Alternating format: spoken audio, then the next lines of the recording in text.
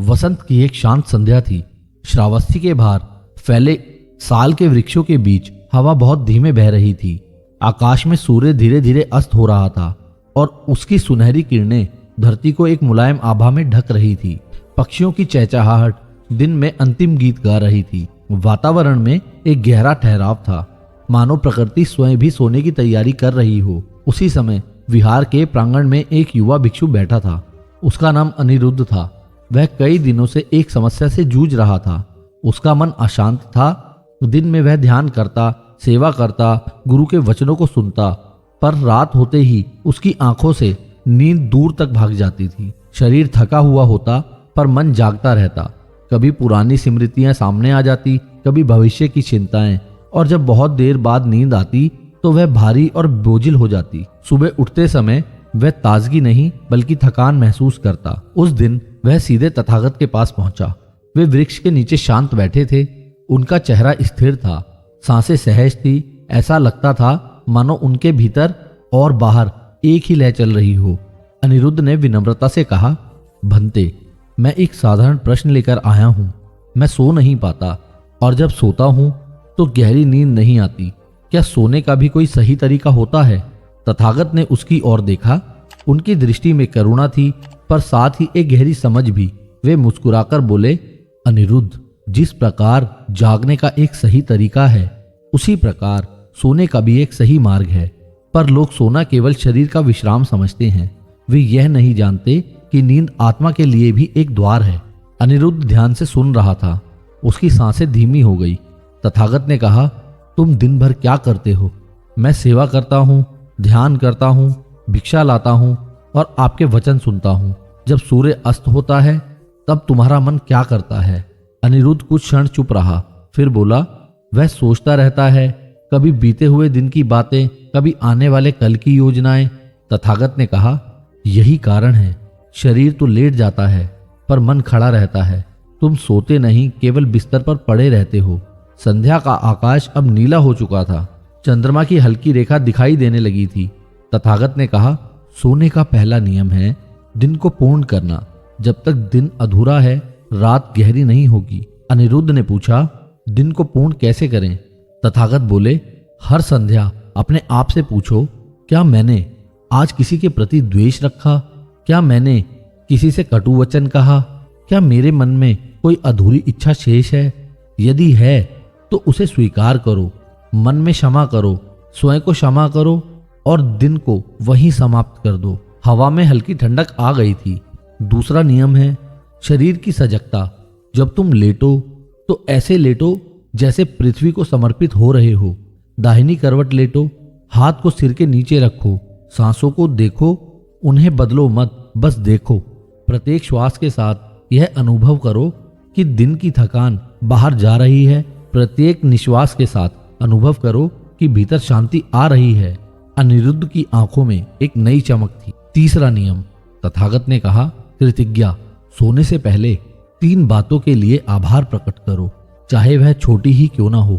कृतज्ञ मन हल्का होता है और हल्का मन ही गहरी नींद में प्रवेश कर सकता है। रात अब गहरी हो चुकी थी। आकाश में असंख्य तारे चमक रहे थे। अनिरुद्ध ने उसी रात इन बातों को अपनाया और अपने मन में उन लोगों को क्षमा किया जिनके प्रति उसके मन में कठोरता थी। उसने अपने आप को भी क्षमा किया। फिर दाहिनी करवट लेट गया, सांसों को देखने लगा। प्रारंभ में विचार आए पर उसने विचार पकड़े नहीं। धीरे धीरे सांसें लंबी हुई, मन शांत होने लगा और पहली बार उसे लगा कि वह नींद में नहीं गिर रहा बल्कि नींद उसे अपने भीतर ले जा रही है। सुबह जब वह जागा तो उसे एक अनोखी ताजगी का अनुभव हुआ। सूरज की किरणें पहली जैसी ही थी पर आज उसका मन अलग था। वह हल्का था। वह पुनः तथागत के पास गया और कहा, बनते, मैं सचमुच सोया। तथागत मुस्कुराए और बोले, तुम सोए नहीं, तुमने समर्पण किया। जब तक मन नियंत्रण चाहता है वह जागता रहता है। जब वह समर्पित होता है तभी गहरी नींद आती है। उन्होंने आगे कहा, याद रखो, नींद मृत्यु का छोटा रूप है। हर रात तुम थोड़ा सा मरते हो। यदि तुम द्वेष और चिंता के साथ सोओगे तो वही तुम्हारे भीतर जड़ें जमाएंगे। यदि तुम शांति और करुणा के साथ सोओगे तो वही तुम्हारे भीतर फूल बनेंगे। दिन बीतते गए। अनिरुद्ध अब हर रात इन नियमों का पालन करता। धीरे धीरे उसका चेहरा बदलने लगा और उसकी आंखों के नीचे की थकान गायब हो गई। उसके ध्यान में भी गहराई आने लगी। उसे समझ आया कि नींद केवल शरीर का विश्राम नहीं बल्कि चेतना की शुद्धि है। एक दिन तथागत ने समस्त भिक्षुओं को एकत्रित किया और कहा, जो व्यक्ति सोना नहीं जानता वह जीना भी नहीं जानता, क्योंकि दिन और रात एक ही चक्र के दो भाग हैं। यदि रात अशांत है तो दिन भी अस्थिर होगा, इसीलिए सोने को साधना बनाओ। उन्होंने बताया कि जब वे स्वयं सोते हैं तो मन में किसी के प्रति कोई क्लेश नहीं रखते। वे अपने हृदय में समस्त प्राणियों के लिए मंगल कामना करते हैं और उसी भावना के साथ नींद में प्रवेश करते हैं। जब अंतिम विचार करुणा का होता है, उन्होंने कहा, तो स्वप्न भी करुणा से भरे होते हैं। अनिरुद्ध ने समझ लिया कि गहरी नींद पाने का रहस्य भारी व्यवस्था में नहीं बल्कि भीतरी शुद्धि में है और धीरे धीरे विहार के अन्य भिक्षु भी इस अभ्यास को अपनाने लगे। वातावरण में एक नई शांति फैलने लगी। रातें अधिक गहरी और शांत हो गई और सुबह अधिक उज्जवल। समय बीतता गया पर वह संध्या और वह उपदेश सभी के जीवन में एक मोड़ बन गया।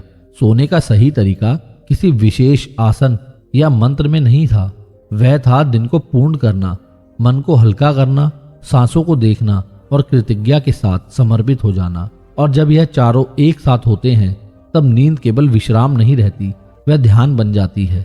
रात के अंतिम पहर में जब समस्त विहार सो रहा था, तथागत शांत लेटे थे। उनकी सांसें इतनी सहज थी कि लगता था जैसे प्रकृति उनकी लय में बह रही हो। उनके चेहरे पर वही मुस्कान थी जो बताती थी कि जिसने जागना सीख लिया वही सच्चे अर्थों में भी सो सकता है। और उसी मौन में श्रावस्ती के ऊपर फैला आकाश जैसे यह संदेश दोहरा रहा था, गहरी नींद कोई प्रयास नहीं, एक समर्पण है।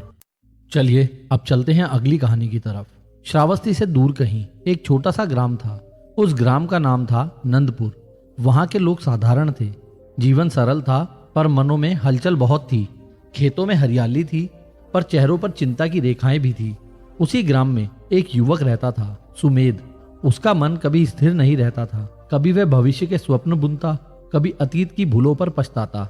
दिन में वह कार्य करता पर भीतर बेचैनी बनी रहती।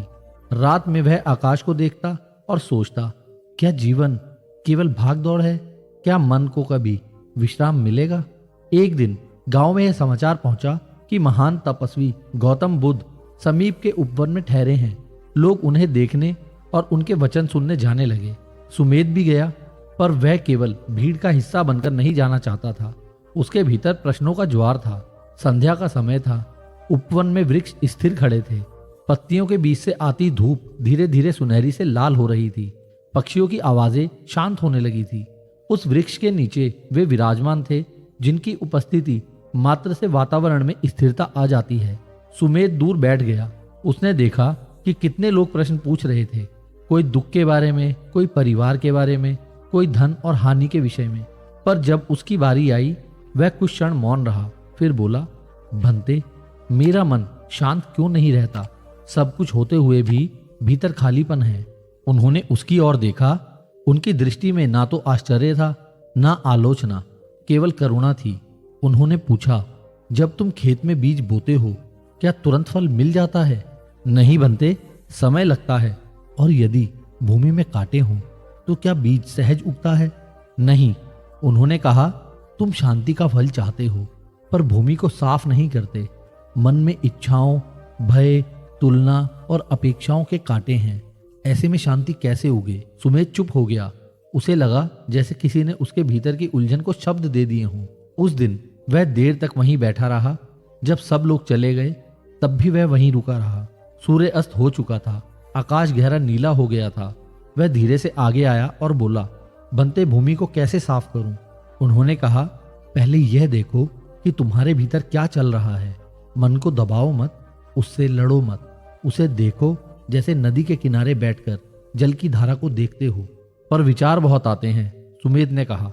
विचार का आना उनका स्वभाव है, तुम उनका पीछा करना छोड़ दो। उस रात सुमेध ने पहली बार अपने विचारों को देखने का प्रयास किया। वह घर लौटा। माँ ने पूछा, आज तुम शांत लग रहे हो। वह मुस्कुराया। उसने भोजन किया और आंगन में बैठ गया। उसने आंखें बंद की। विचार आए, कल का काम, पड़ोसी से हुई बहस, भविष्य की चिंता। पर इस बार उसने उन्हें पकड़ा नहीं, केवल देखा। कुछ ही क्षणों में उसे अनुभव हुआ कि विचारों की गति थोड़ी धीमी हो रही है। दिन बीतने लगे, वह प्रतिदिन उपवन जाता, उनके विचार सुनता। एक दिन उन्होंने कथा सुनाई। उन्होंने कहा, एक व्यक्ति था जो अपने घर में दीपक जलाता, पर हवा के झोंकों से दीपक बार बार बुझ जाता। वह क्रोधित हो जाता। फिर उसने सोचा, हवा को रोकना कठिन है, पर यदि मैं दीपक को कांच से ढक दूं तो वह स्थिर रहेगा। सुमेध समझ रहा था कि यह कथा केवल दीपक की नहीं है। उन्होंने कहा, मन का दीपक भी ऐसा ही है। बाहरी परिस्थितियां हवा की तरह हैं। यदि तुम हर झोंके से लड़ोगे तो थक जाओगे, पर यदि भीतर सजगता का आवरण हो तो दीपक जलता रहेगा। सुमेध ने पूछा, सजगता कैसे लाएं? उन्होंने उत्तर दिया, हर कार्य में पूर्ण ध्यान रखो।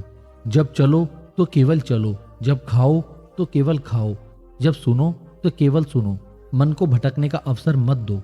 अगले दिन सुमेध ने अभ्यास प्रारंभ किया। खेत में हल चलाते समय वह मिट्टी की गंध को महसूस करता, बैलों की चाल को देखता, सूर्य की गर्मी को अनुभव करता। उसे आश्चर्य हुआ कि पहले वह इन सबको अनदेखा कर रहा था। धीरे धीरे उसका मन वर्तमान में ठहरने लगा। भविष्य की चिंता कम होने लगी। अतीत की भूलें अब उतनी भारी नहीं लगती थी। एक दिन गांव में विवाद हुआ। दो परिवार आपस में झगड़ पड़े।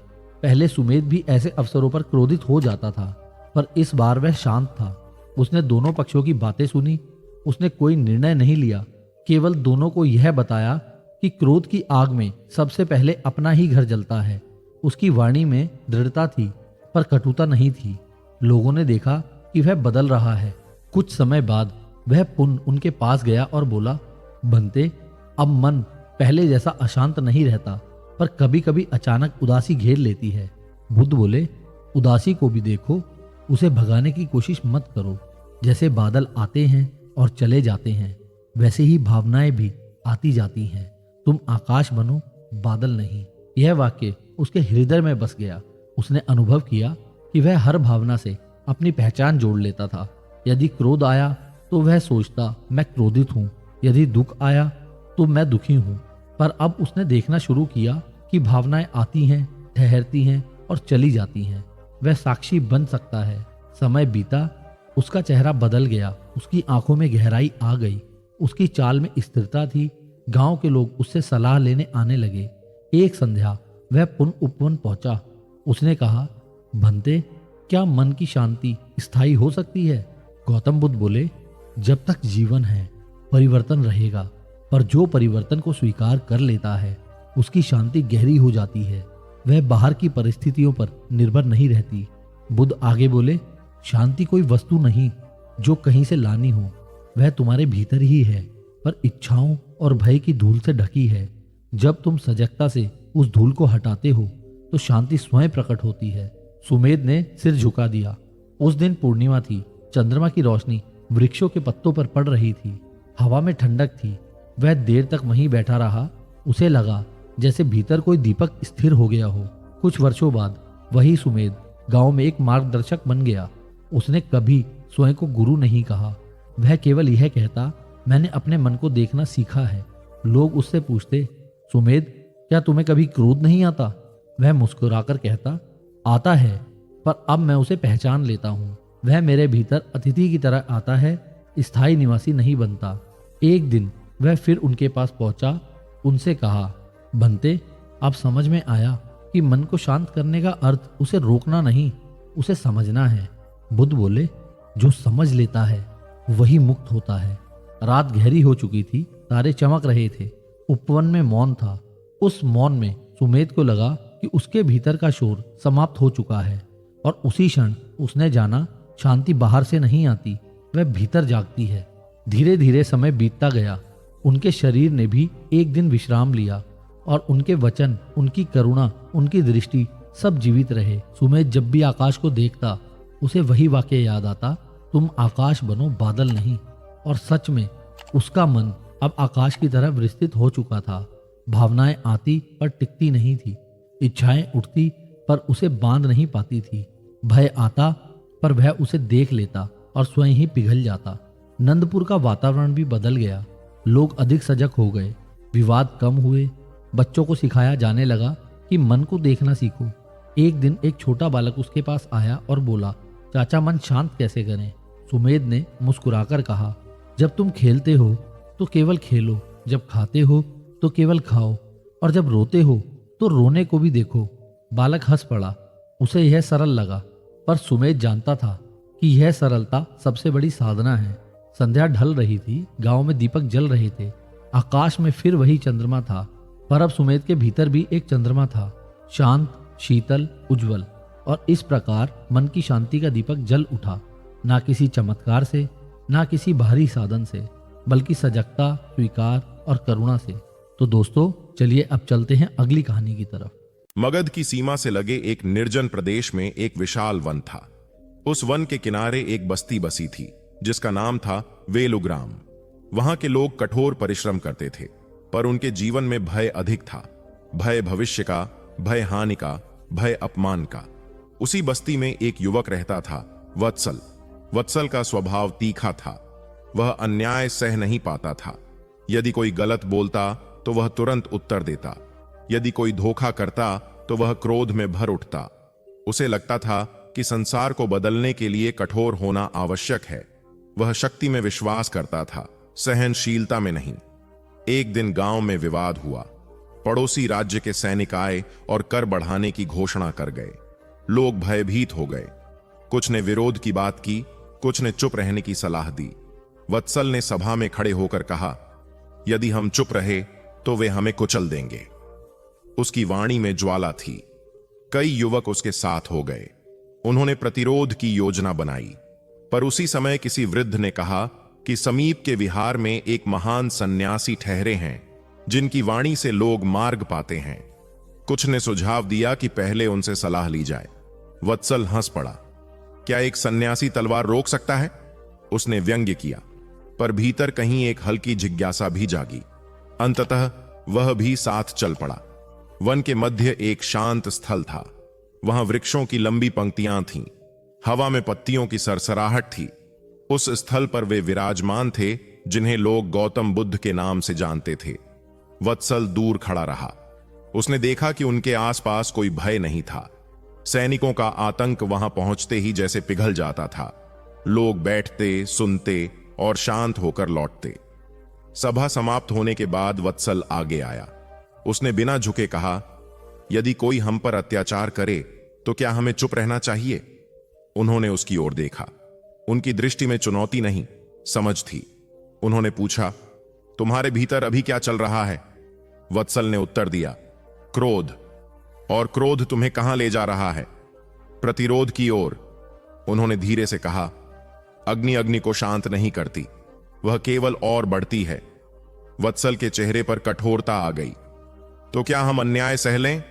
उन्होंने कहा, अन्याय का विरोध आवश्यक है, पर क्रोध के साथ नहीं। जब भीतर आग हो तो निर्णय धुंधले हो जाते हैं। वत्सल को यह बात स्वीकार नहीं हुई। वह लौट आया, पर उसके मन में वह वाक्य घूमता रहा, अग्नि अग्नि को शांत नहीं करती। रात में वह सो नहीं सका। उसे लगा कि उसके भीतर सचमुच एक ज्वाला है। वह सोचने लगा, क्या यह ज्वाला मुझे शक्ति देती है या मुझे जला रही है? अगले दिन सैनिक फिर आए। इस बार वे कठोर थे। उन्होंने एक किसान को अपमानित किया। वत्सल का रक्त उबल पड़ा। वह आगे बढ़ा, पर तभी उसे उस वन की शांति याद आई। उसने स्वयं को रोका। उसने गहरी सांस ली। पहली बार उसने अपने क्रोध को देखा। उसे लगा कि वह दो दिशाओं में खड़ा है, एक ओर त्वरित प्रतिक्रिया, दूसरी ओर सजगता। वह पुनः वन में गया। इस बार उसके कदम धीमे थे। उसने कहा, मैंने देखा कि क्रोध मुझे अंधा कर देता है, पर बिना क्रोध के शक्ति कैसे आएगी? उन्होंने उत्तर दिया, सच्ची शक्ति स्पष्टता से आती है। जो भीतर से स्थिर है वही बाहर दृढ़ हो सकता है। वत्सल ने पूछा, पर स्थिरता कैसे पाएं? उन्होंने कहा, पहले अपने भीतर की आग को पहचानो। उसे दबाओ मत, पर उसे ईंधन मत दो। उसे देखो। जब तुम उसे देखोगे तो वह स्वयं शांत होने लगेगी। उन्होंने एक कथा सुनाई। एक व्यक्ति ने अंगारे को हाथ में पकड़ा और सोचा कि इससे वह दूसरे को जला देगा, पर पहले उसका अपना हाथ जल गया। क्रोध ऐसा ही अंगारा है। वत्सल के भीतर कुछ टूटने लगा। उसे अपने कई निर्णय याद आए जो उसने आवेश में लिए थे और जिनसे नुकसान हुआ था। दिनों तक वह वन में आता रहा। वह चुप बैठता, सांसों को देखता, भीतर उठती तरंगों को पहचानता। उसे समझ में आने लगा कि क्रोध अचानक नहीं आता, वह धीरे धीरे बनता है, अपेक्षा से, असंतोष से, अहम से। एक दिन सैनिकों ने पुनः कठोरता दिखाई। इस बार वत्सल आगे बढ़ा, पर उसके चेहरे पर शांति थी। उसने सैनिकों से दृढ़ स्वर में कहा, हम अन्याय स्वीकार नहीं करेंगे, पर हम हिंसा भी नहीं करेंगे। हम एकत्र होकर राजा से संवाद करेंगे। उसकी वाणी में अब ज्वाला नहीं, स्थिरता थी। सैनिकों ने उपहास किया, पर वह विचलित नहीं हुआ। गांव के लोग उसके साथ खड़े हो गए। उन्होंने संगठित होकर अपनी बात रखी। आश्चर्यजनक रूप से बात सुनी गई। कर में कुछ रियायत मिली, हिंसा टल गई। वत्सल को उस दिन समझ में आया कि भीतर की स्पष्टता बाहरी संघर्ष को भी बदल सकती है। वह फिर वन गया। उसने कहा, मैंने अनुभव किया कि बिना क्रोध के भी दृढ़ रहा जा सकता है।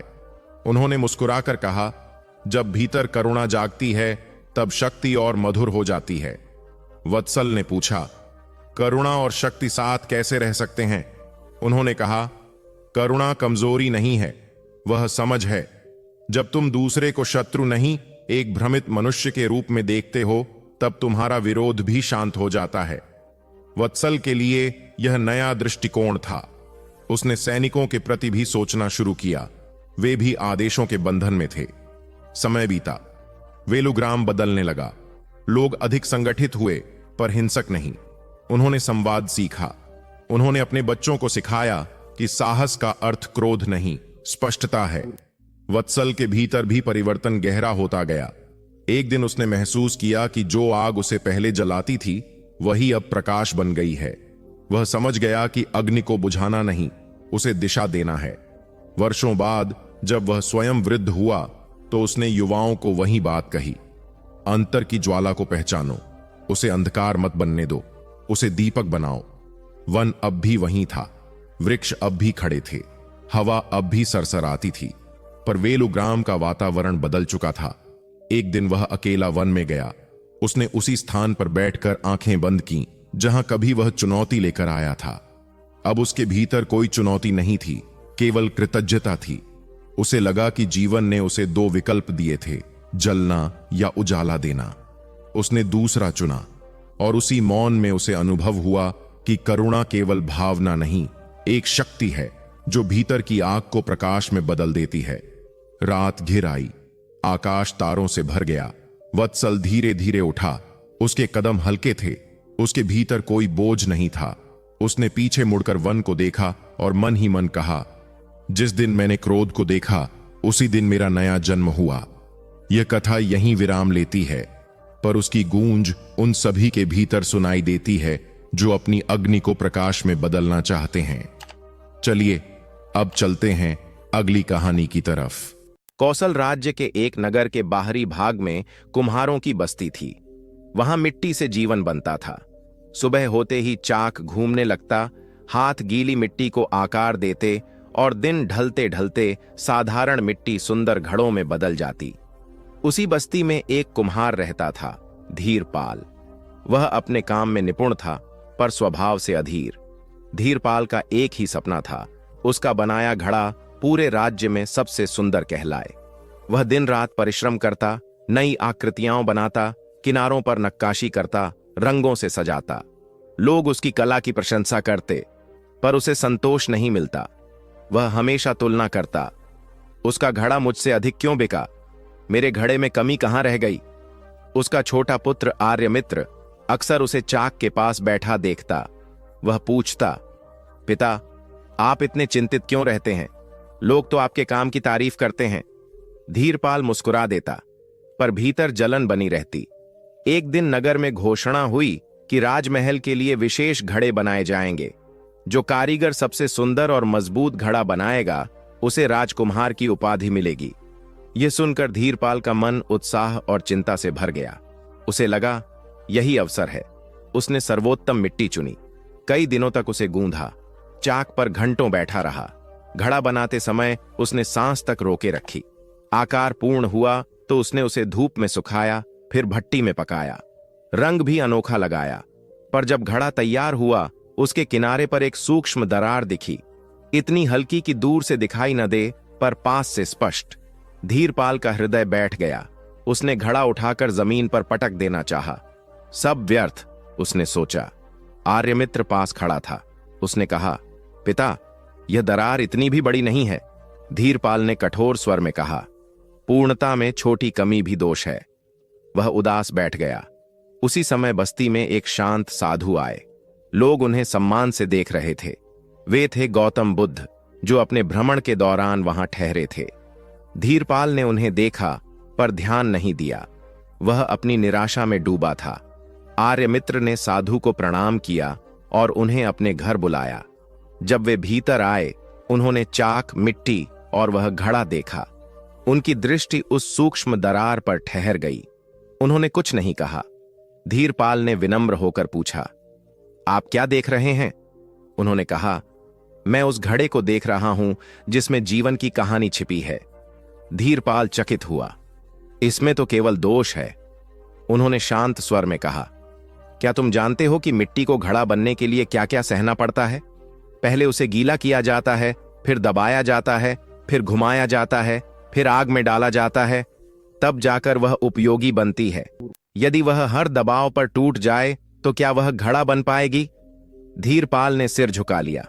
उन्होंने आगे कहा, यह दरार तुम्हें दोष लगती है, पर यह तुम्हें विनम्र बनाएगी। जो स्वयं को पूर्ण मान लेता है, वह सीखना बंद कर देता है। धीरपाल के भीतर कुछ हल्का हुआ। उसने पहली बार उस दरार को क्रोध से नहीं, समझ से देखा। अगले दिन प्रतियोगिता थी। धीरपाल ने वही घड़ा प्रस्तुत किया। कई कारीगर आए। उनके घड़े चमकदार थे, निर्दोष दिखते थे। जब निर्णायकों ने धीरपाल का घड़ा देखा, उन्होंने दरार भी देखी, पर उन्होंने यह भी देखा कि मिट्टी की मजबूती और संतुलन अद्भुत है। राजा ने पूछा, इस दरार का कारण क्या है? धीरपाल ने सत्य कहा, अति उत्साह और अधीरता। राजा मुस्कुराया, और तुमने इसे तोड़ा क्यों नहीं? धीरपाल ने उत्तर दिया, मैंने सीखा कि दोष भी शिक्षक हो सकता है। सभा में मौन छा गया। अंततः पुरस्कार किसी और को मिला। धीरपाल क्षण भर के लिए निराश हुआ, पर भीतर से टूटा नहीं। वह शांत रहा। उसने देखा कि उसके मन में पहले जैसा तूफान नहीं उठा।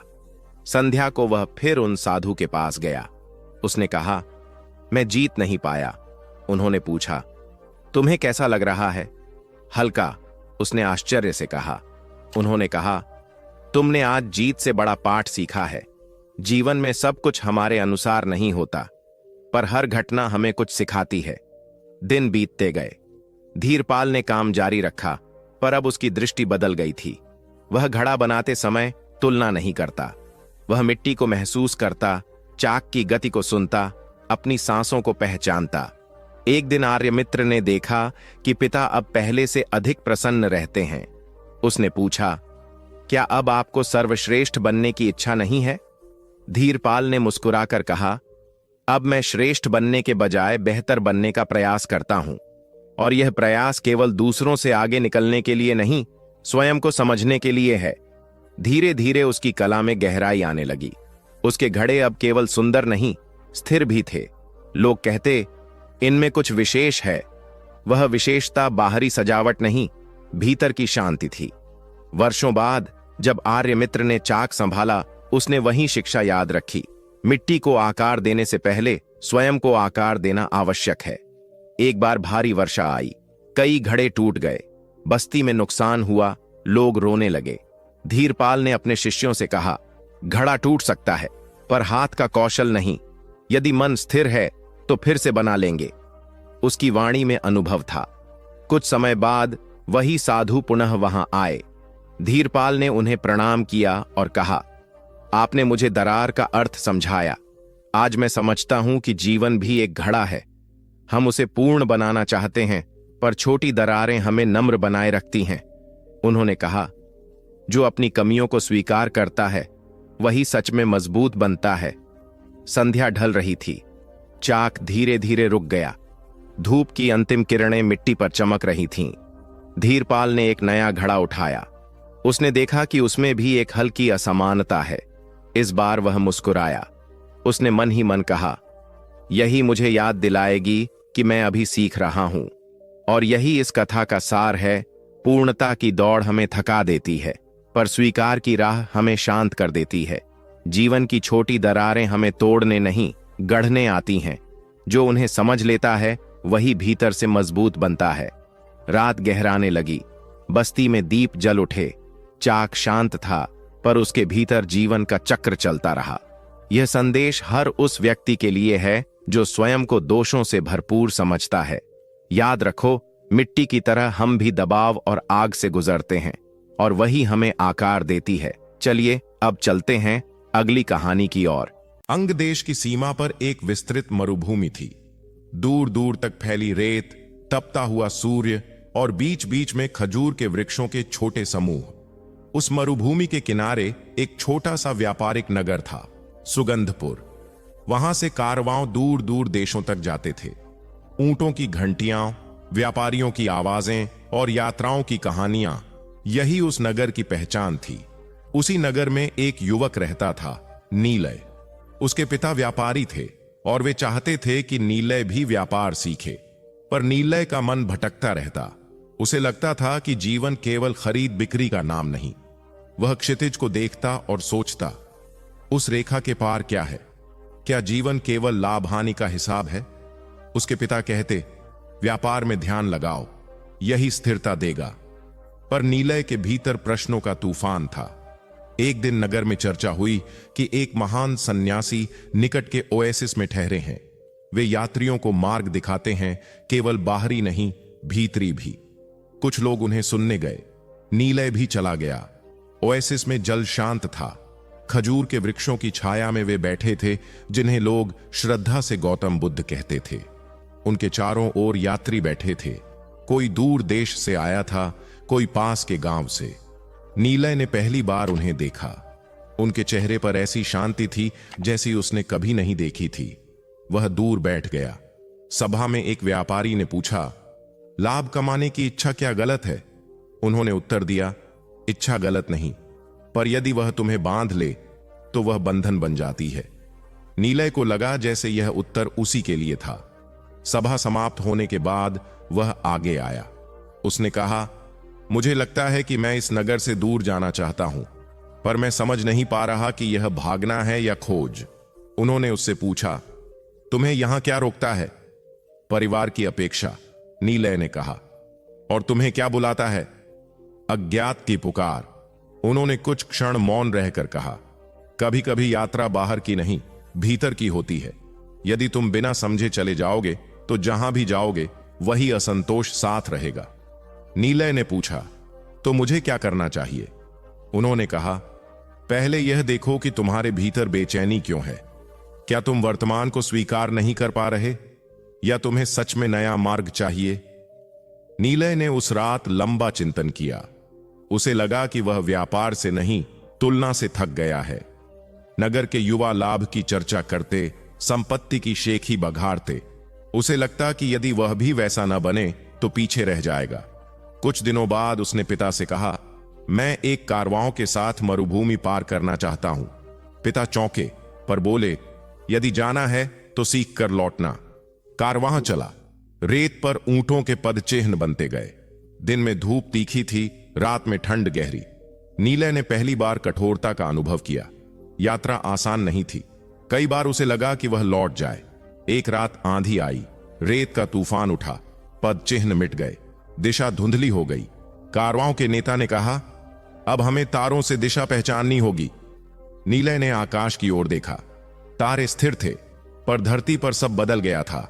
उस क्षण उसे वह वाक्य याद आया, जहां भी जाओगे असंतोष साथ रहेगा। तूफान थमने के बाद उसने देखा कि रेत पर बने पद चिन्ह पूरी तरह मिट चुके हैं। उसने सोचा, हम अपने निशानों को स्थायी मानते हैं, पर एक हवा उन्हें मिटा देती है। यात्रा के अंत में वे एक बड़े नगर पहुंचे।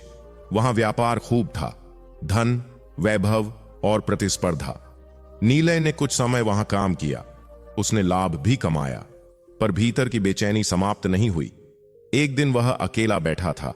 उसे लगा कि उसने बाहर बहुत देखा, पर भीतर नहीं। वह लौट पड़ा। जब वह ओएसिस पहुंचा, वे फिर वहीं थे। उसने प्रणाम किया और कहा, मैं गया, देखा, कमाया, पर शांति नहीं मिली। उन्होंने पूछा, तुमने यात्रा में क्या देखा? नीलय ने कहा, रेत पर बने पद चिन्ह जो आंधी में मिट गए। उन्होंने मुस्कुराकर कहा, यही जीवन है। हम अपने कार्यों, उपलब्धियों, पहचान को स्थायी मानते हैं, पर समय की हवा उन्हें बदल देती है। यदि तुम्हारी पहचान केवल उन पद चिन्हों पर टिकी है तो हर आंधी तुम्हें हिला देगी। नीलय की आंखें नम हो गईं। उसने पूछा, तो स्थिरता कहां है? उन्होंने कहा, तारों की तरह बनो। रेत बदलती है पर तारे दिशा देते हैं। भीतर का सत्य तुम्हारा तारा है, उसे पहचानो। नीलय ने पूछा, भीतर का सत्य कैसे पहचानूं? उन्होंने उत्तर दिया, अपने मन को शांत करो। जब तुलना बंद होगी तब तुम्हें अपनी वास्तविक इच्छा दिखेगी। नीलय ने कुछ समय वहीं रहकर ध्यान किया। उसने देखा कि उसकी असली चाह संपत्ति नहीं, अर्थपूर्ण जीवन है। वह व्यापार कर सकता है, पर केवल लाभ के लिए नहीं, लोगों के हित के लिए भी। वह सुगंधपुर लौटा। इस बार उसकी दृष्टि बदली हुई थी। उसने पिता के साथ काम शुरू किया, पर नए विचारों के साथ। उसने व्यापार में ईमानदारी को महत्व दिया, कम लाभ पर भी संतोष किया यदि वह न्यायपूर्ण हो। धीरे धीरे लोगों का विश्वास उस पर बढ़ने लगा। वह केवल व्यापारी नहीं, मार्गदर्शक भी बन गया। एक दिन एक युवक ने उससे पूछा, तुम्हारी सबसे बड़ी सीख क्या है? नीलय ने उत्तर दिया, रेत पर बने पद चिन्हों पर मत इतराओ। आंधी आएगी, पर यदि तुम्हारे भीतर दिशा का तारा है तो तुम भटकोगे नहीं। वर्ष बीत गए, मरुभूमि वैसी ही रही। आंधियां आती रहीं, कारवां चलते रहे, पद चिन्ह बनते और मिटते रहे, पर नीलय के भीतर अब स्थिरता थी। उसने जाना कि जीवन में बाहर की यात्रा आवश्यक है, पर उससे अधिक आवश्यक भीतर की यात्रा है। यदि भीतर स्पष्टता है तो बाहर का परिवर्तन डराता नहीं। एक संध्या वह फिर ओएसिस गया। उसने जल में अपना प्रतिबिंब देखा। उसे लगा कि अब वह युवक नहीं रहा जो बेचैन था। वह मुस्कुराया। उसने आकाश की ओर देखा। तारे चमक रहे थे। उसने मन ही मन कहा, मैंने अपने भीतर का तारा खोज लिया। और यही इस कथा का सार है। जीवन में पद चिन्ह बनाना बुरा नहीं, पर उन्हें स्थायी मान लेना भ्रम है। आंधी उन्हें मिटा सकती है, पर दिशा खोना आवश्यक नहीं। यदि भीतर सत्य का प्रकाश है तो हर परिवर्तन के बाद भी मार्ग मिलता रहेगा। रात गहरी हो गई। ओएसिस शांत था। रेत पर फिर नए पद चिन्ह बने जो सुबह तक शायद मिट जाएंगे, पर भीतर का तारा चमकता रहेगा। चलिए अब हम चलते हैं एक और कहानी की तरफ। वैशाली के निकट एक प्राचीन नगर था जो अपने संगीतकारों के लिए प्रसिद्ध था। वहां हर संध्या गलियों में सुर बहते थे। मंदिरों से घंटियों की ध्वनि आती, घरों से गीत और राजसभा में वाद्य यंत्रों की मधुर गूंज। उसी नगर में एक वृद्ध वाद्य निर्माता रहता था, विश्रांत। वह लकड़ी से वीणा बनाता था। उसकी बनाई वीणाएं दूर दूर तक प्रसिद्ध थीं। कहा जाता था कि उनमें केवल ध्वनि नहीं, आत्मा बोलती है। विश्रांत का एक शिष्य था, माधव। वह युवा था, पर भीतर से संकोची। उसे लगता था कि वह कभी अपने गुरु जैसा नहीं बन पाएगा। वह लकड़ी को तराशता, तार बांधता, पर हर बार सोचता, यह पूर्ण नहीं है, मैं अधूरा हूं। विश्रांत अक्सर उसे समझाते, वाद्य बनाते समय हाथ नहीं, हृदय काम करता है। पर माधव के भीतर तुलना का बोझ था। नगर के अन्य शिष्य तेजी से सीख रहे थे। वे सभा में सराहे जाते, माधव पीछे खड़ा रह जाता। एक दिन राजसभा में प्रतियोगिता की घोषणा हुई। सर्वश्रेष्ठ वीणा बनाने वाले को राज पुरस्कार मिलेगा। विश्रांत वृद्ध हो चुके थे। उन्होंने कहा, इस बार तुम बनाओगे? माधव घबरा गया। मैं? यदि असफल हुआ तो? विश्रांत ने शांत स्वर में कहा, असफलता का भय ही सबसे बड़ी असफलता है। माधव ने काम शुरू किया। उसने एक विशेष वृक्ष की लकड़ी चुनी। कई दिनों तक उसे सुखाया, आकार दिया। पर जब वीणा तैयार हुई, उसने देखा कि उसका एक भाग थोड़ा असमान है, बहुत सूक्ष्म, पर उसे स्पष्ट दिख रहा था। उसका मन डगमगाया। मैं इसे प्रस्तुत नहीं कर सकता, उसने सोचा। उसी समय नगर में एक प्रवचन का समाचार फैला। एक महान सन्यासी पधारे थे। लोग उन्हें गौतम बुद्ध के नाम से जानते थे। विश्रांत ने कहा, चलो उन्हें सुनते हैं। सभा में वे कह रहे थे, जो स्वयं को अधूरा मानता है वह पहले से ही पूर्णता की राह पर है, क्योंकि उसे पता है कि अभी सीखना बाकी है। माधव को लगा जैसे ये शब्द उसी के लिए थे। सभा के बाद वह आगे आया। उसने कहा, यदि मैं स्वयं को अपूर्ण मानता हूं तो क्या मैं कभी संपूर्ण हो पाऊंगा? उन्होंने उत्तर दिया, पूर्णता कोई अंतिम अवस्था नहीं, एक सतत प्रक्रिया है। जैसे वीणा के तार हर दिन साधे जाते हैं, वैसे ही मन भी साधना चाहता है। माधव ने साहस कर पूछा, यदि मेरे बनाए वाद्य में दोष हो तो? उन्होंने कहा, दोष से भागना उसे बड़ा बना देता है, उसे स्वीकार कर सुधारना ही विकास है। उनकी आंखों में करुणा थी। माधव के भीतर का भय थोड़ा हल्का हुआ। प्रतियोगिता का दिन आया। राजसभा सजी थी। अनेक वाद्य प्रस्तुत किए गए। माधव कांपते हाथों से अपनी वीणा लेकर पहुंचा। उसने उसे मंच पर रखा। जब राजगायक ने उसे बजाया तो सभा में एक अनोखी ध्वनि गूंजी। उसमें कोमलता थी, गहराई थी, पर एक स्थान पर स्वर हल्का सा कांपा। माधव का हृदय बैठ गया। सभा में कुछ लोग फुसफुसाए, पर राजगायक ने बजाना जारी रखा। अंत में उसने कहा, इस वीणा में एक मानवीय स्पर्श है। जहां स्वर कांपता है वहां हृदय बोलता है। निर्णय घोषित हुआ। माधव को प्रथम स्थान नहीं मिला, पर विशेष प्रशंसा मिली। लोग उसके पास आए। उन्होंने कहा, तुम्हारी वीणा अलग थी। माधव ने पहली बार अपनी रचना को दोष की दृष्टि से नहीं, संभावना की दृष्टि से देखा। रात को वह अकेला बैठा। उसने अपनी वीणा उठाई और स्वयं बजाई। जहां स्वर कांपता था उसने उसे ध्यान से सुना। उसे लगा जैसे वह कांपना उसके अपने भय का था। अगले दिन वह पुनः उस सन्यासी के पास गया। उसने कहा, मैंने जाना कि मेरा भय ही मेरे स्वर में था। उन्होंने कहा, जब तुम अपने भय को पहचान लेते हो तो वह शक्ति बन सकता है। माधव ने पूछा, कैसे? उन्होंने उत्तर दिया, भय तुम्हें सजग बनाता है। यदि तुम उससे भागोगे तो वह पीछा करेगा, यदि तुम उसे देखोगे तो वह मार्ग दिखाएगा। समय बीतता गया। माधव ने अभ्यास जारी रखा। उसने हर दिन अपने वाद्य को सुधारा। जहां स्वर कांपता था वहां उसने अधिक ध्यान दिया। धीरे धीरे वह कांपना मधुर कंपन में बदल गया। वर्षों बाद विश्रांत नहीं रहे। कार्यशाला माधव ने संभाली। लोग उसकी वीणाएं लेने दूर दूर से आने लगे। एक दिन एक बालक उसके पास आया। उसने कहा, मैं भी वाद्य बनाना चाहता हूं, पर मुझे डर लगता है कि मैं अच्छा नहीं बना पाऊंगा। माधव मुस्कुराया।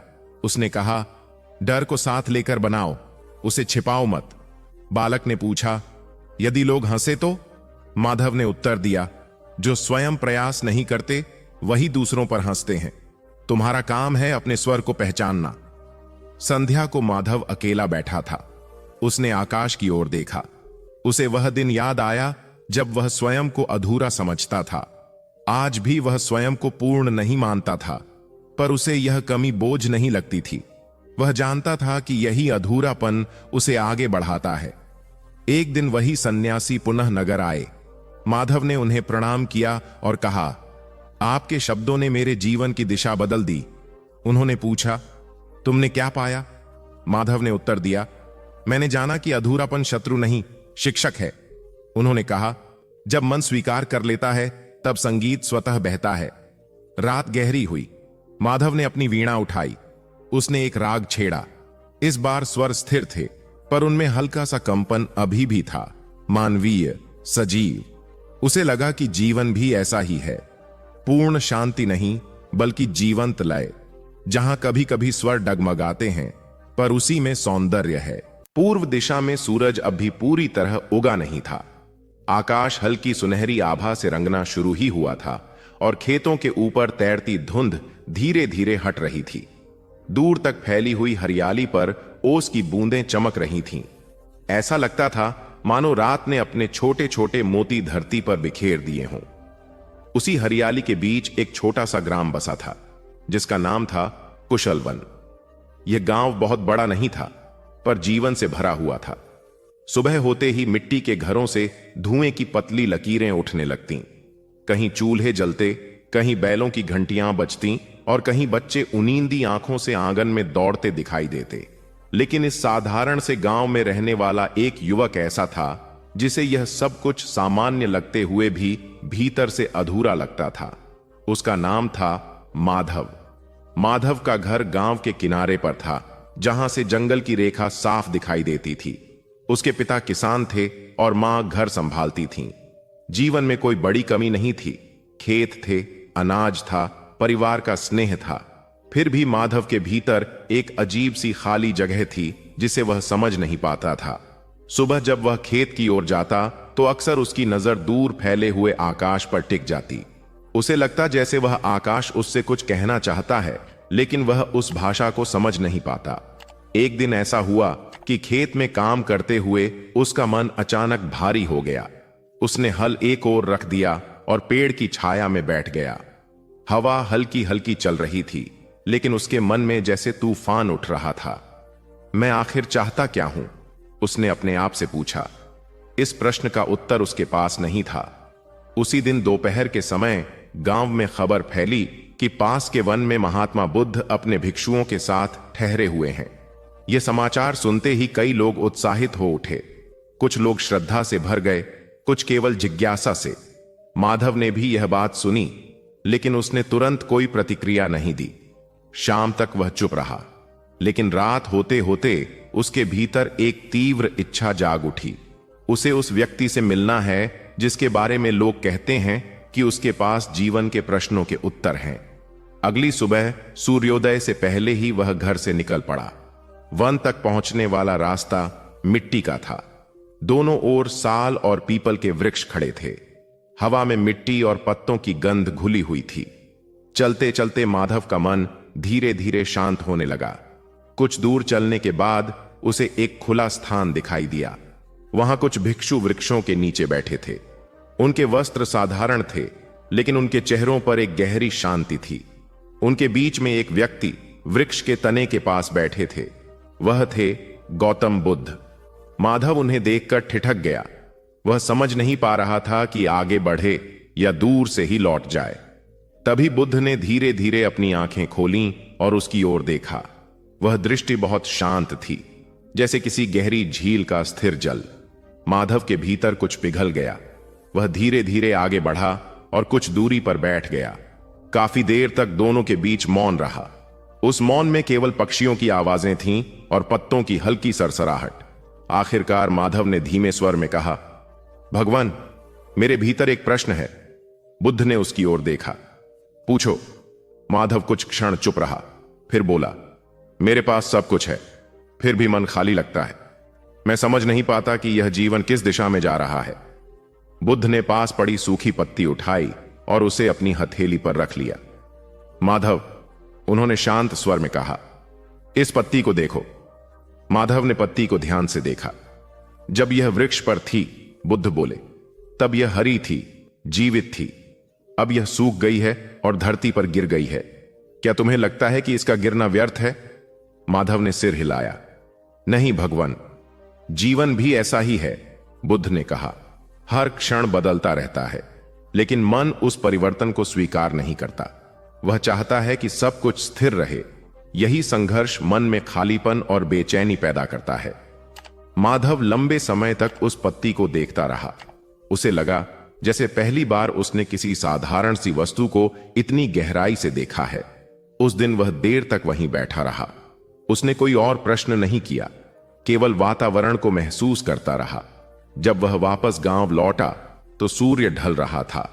खेतों पर सुनहरी रोशनी फैली हुई थी, लेकिन इस बार उसे सब कुछ थोड़ा अलग लग रहा था। जैसे संसार पहले जैसा ही है, लेकिन देखने वाली आंख बदल गई है। अगले कई दिनों तक माधव रोज वन में जाने लगा। कभी वह बुद्ध से प्रश्न करता, कभी केवल मौन में बैठा रहता। धीरे धीरे उसने महसूस किया कि उसके भीतर जो बेचैनी थी वह कम होने लगी है। एक दिन उसने बुद्ध से पूछा, भगवान, क्या मन को पूरी तरह शांत किया जा सकता है? बुद्ध मुस्कुराए।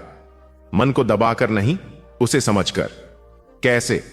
जब कोई विचार आए, बुद्ध बोले, तो उससे लड़ो मत, उसे केवल देखो, जैसे कोई व्यक्ति नदी के किनारे खड़ा होकर बहते जल को देखता है। माधव ने उस दिन से यही अभ्यास शुरू कर दिया। जब क्रोध आता, वह उसे देखता। जब इच्छा उठती, वह उसे पहचानता। धीरे धीरे उसके भीतर एक नई स्पष्टता आने लगी।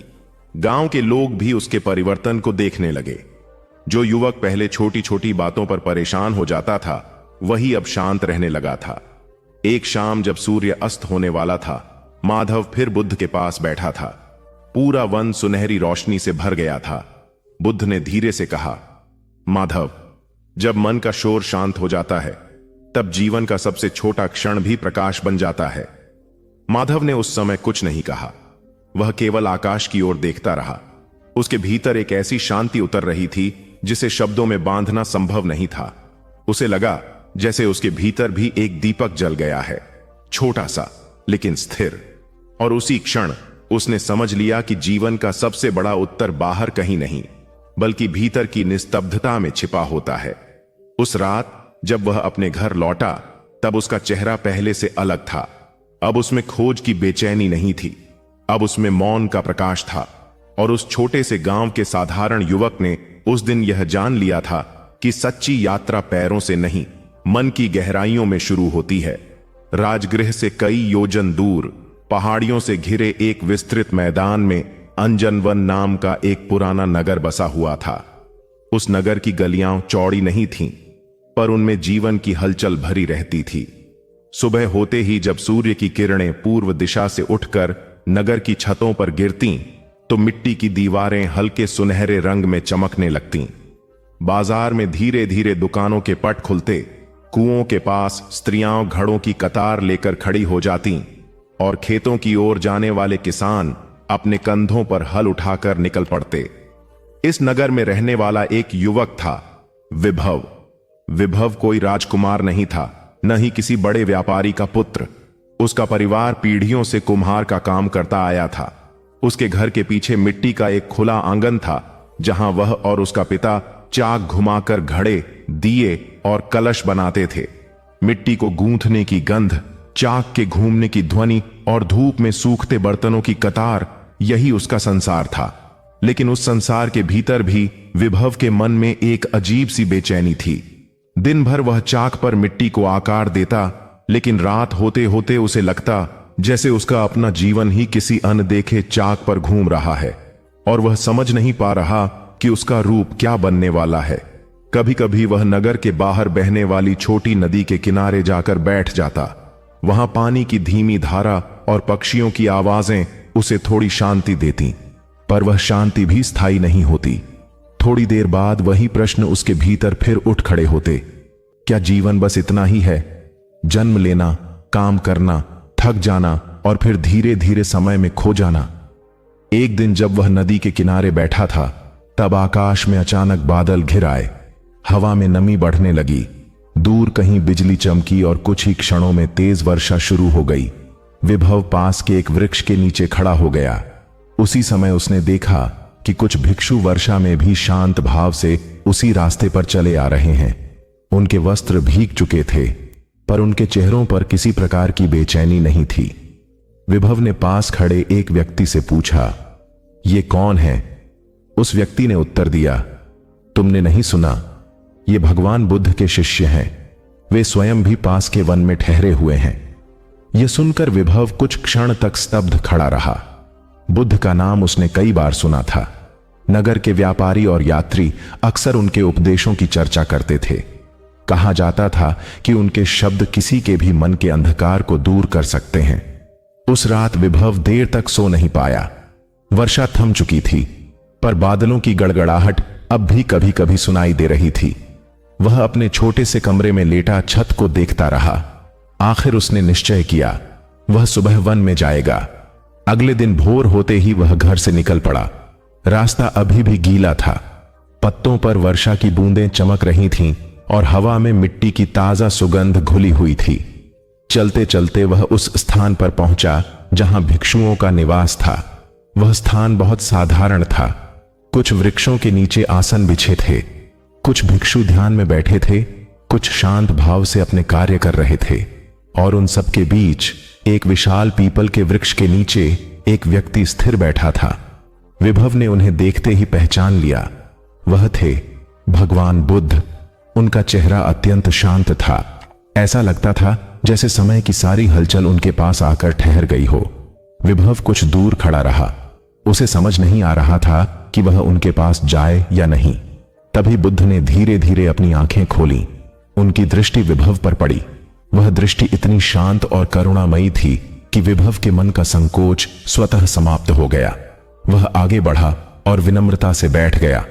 कुछ देर तक दोनों के बीच मौन रहा।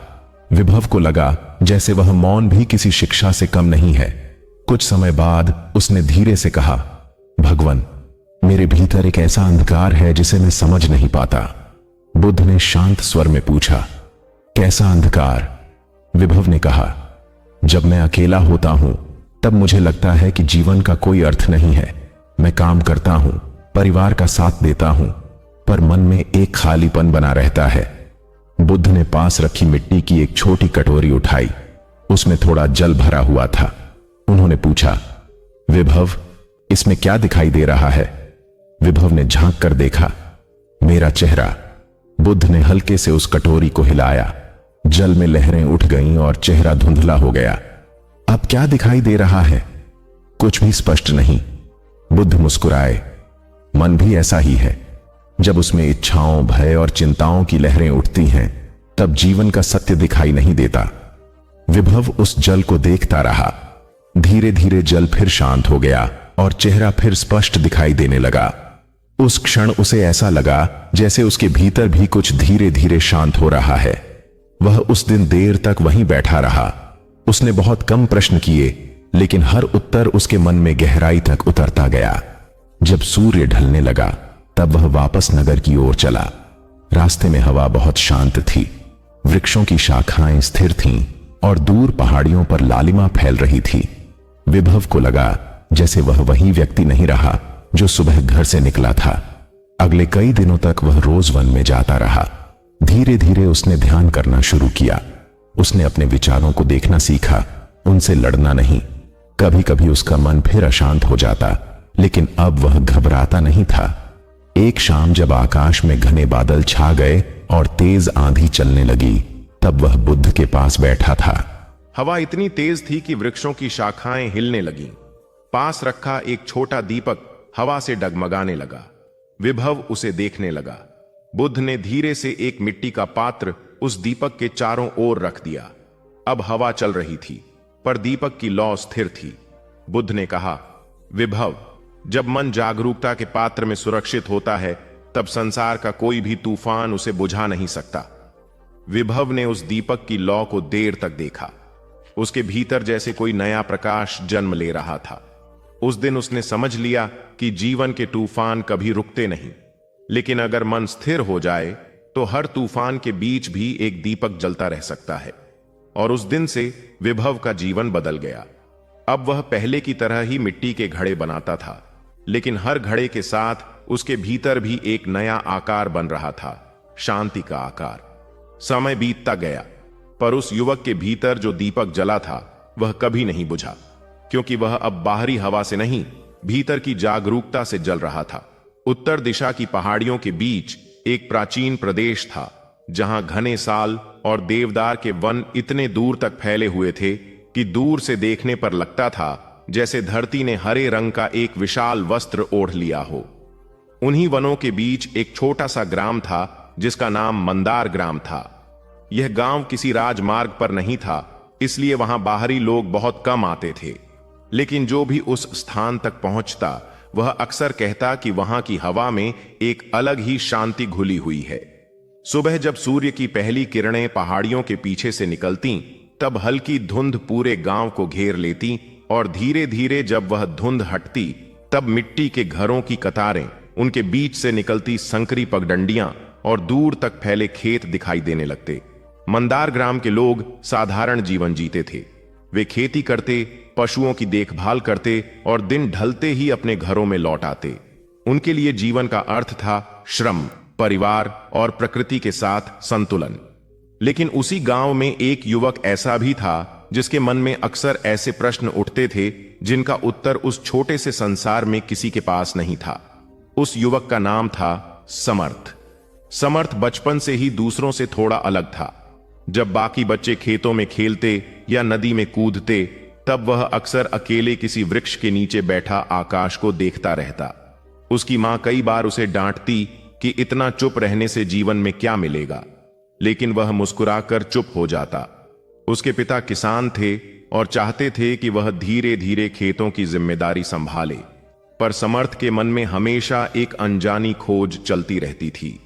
वह अक्सर गांव के बाहर स्थित एक पुरानी झील के किनारे चला जाता। वह झील बहुत गहरी नहीं थी, पर उसका जल इतना शांत रहता कि उसमें आकाश का प्रतिबिंब स्पष्ट दिखाई देता।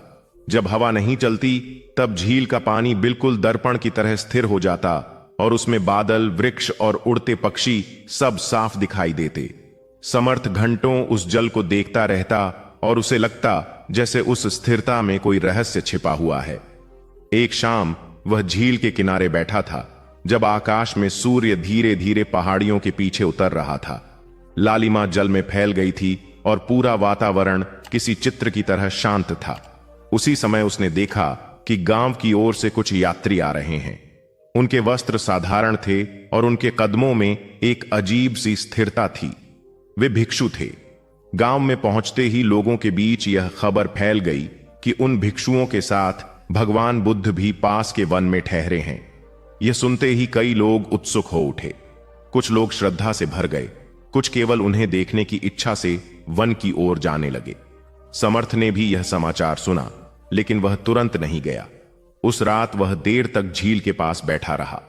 हवा हल्की थी और आकाश में असंख्य तारे चमक रहे थे।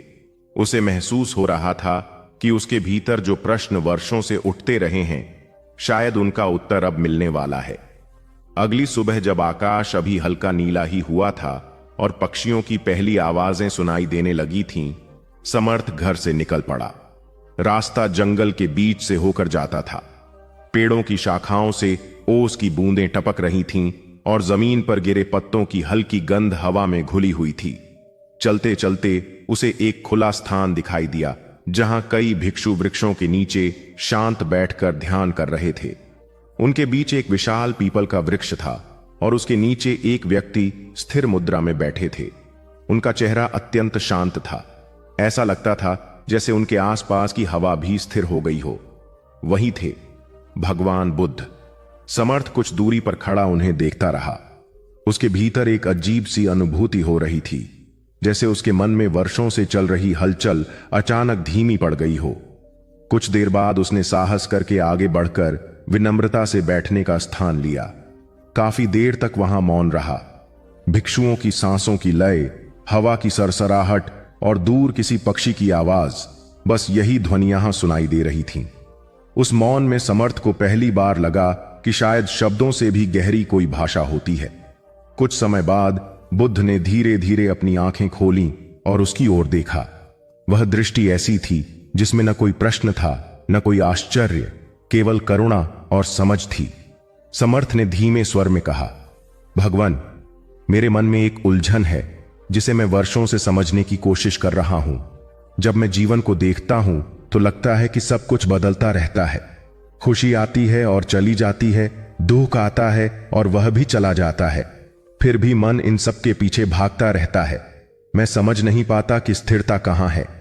बुद्ध ने कुछ क्षण तक उसे देखा और फिर पास पड़ी एक छोटी लकड़ी उठाकर भूमि पर हल्की रेखा खींच दी। फिर उन्होंने कहा, समर्थ, क्या तुम उस झील को जानते हो जो इस गांव के पास है? समर्थ चौंक गया। वह झील उसके जीवन का सबसे प्रिय स्थान थी। हां भगवान, उसने कहा। जब हवा चलती है, बुद्ध बोले, तो उस झील के जल में क्या होता है? लहरें उठती हैं, समर्थ ने उत्तर दिया। और जब हवा रुक जाती है, तब जल शांत हो जाता है और उसमें आकाश साफ दिखाई देता है। बुद्ध ने मुस्कुराकर कहा, मन भी उसी झील की तरह है। जब इच्छाएं, भय और चिंताएं हवा की तरह उसमें उठती हैं, तब वह अशांत हो जाता है। लेकिन जब मन जागरूकता के साथ शांत होता है, तब उसमें सत्य का प्रतिबिंब स्पष्ट दिखाई देता है। समर्थ लंबे समय तक चुप बैठा रहा।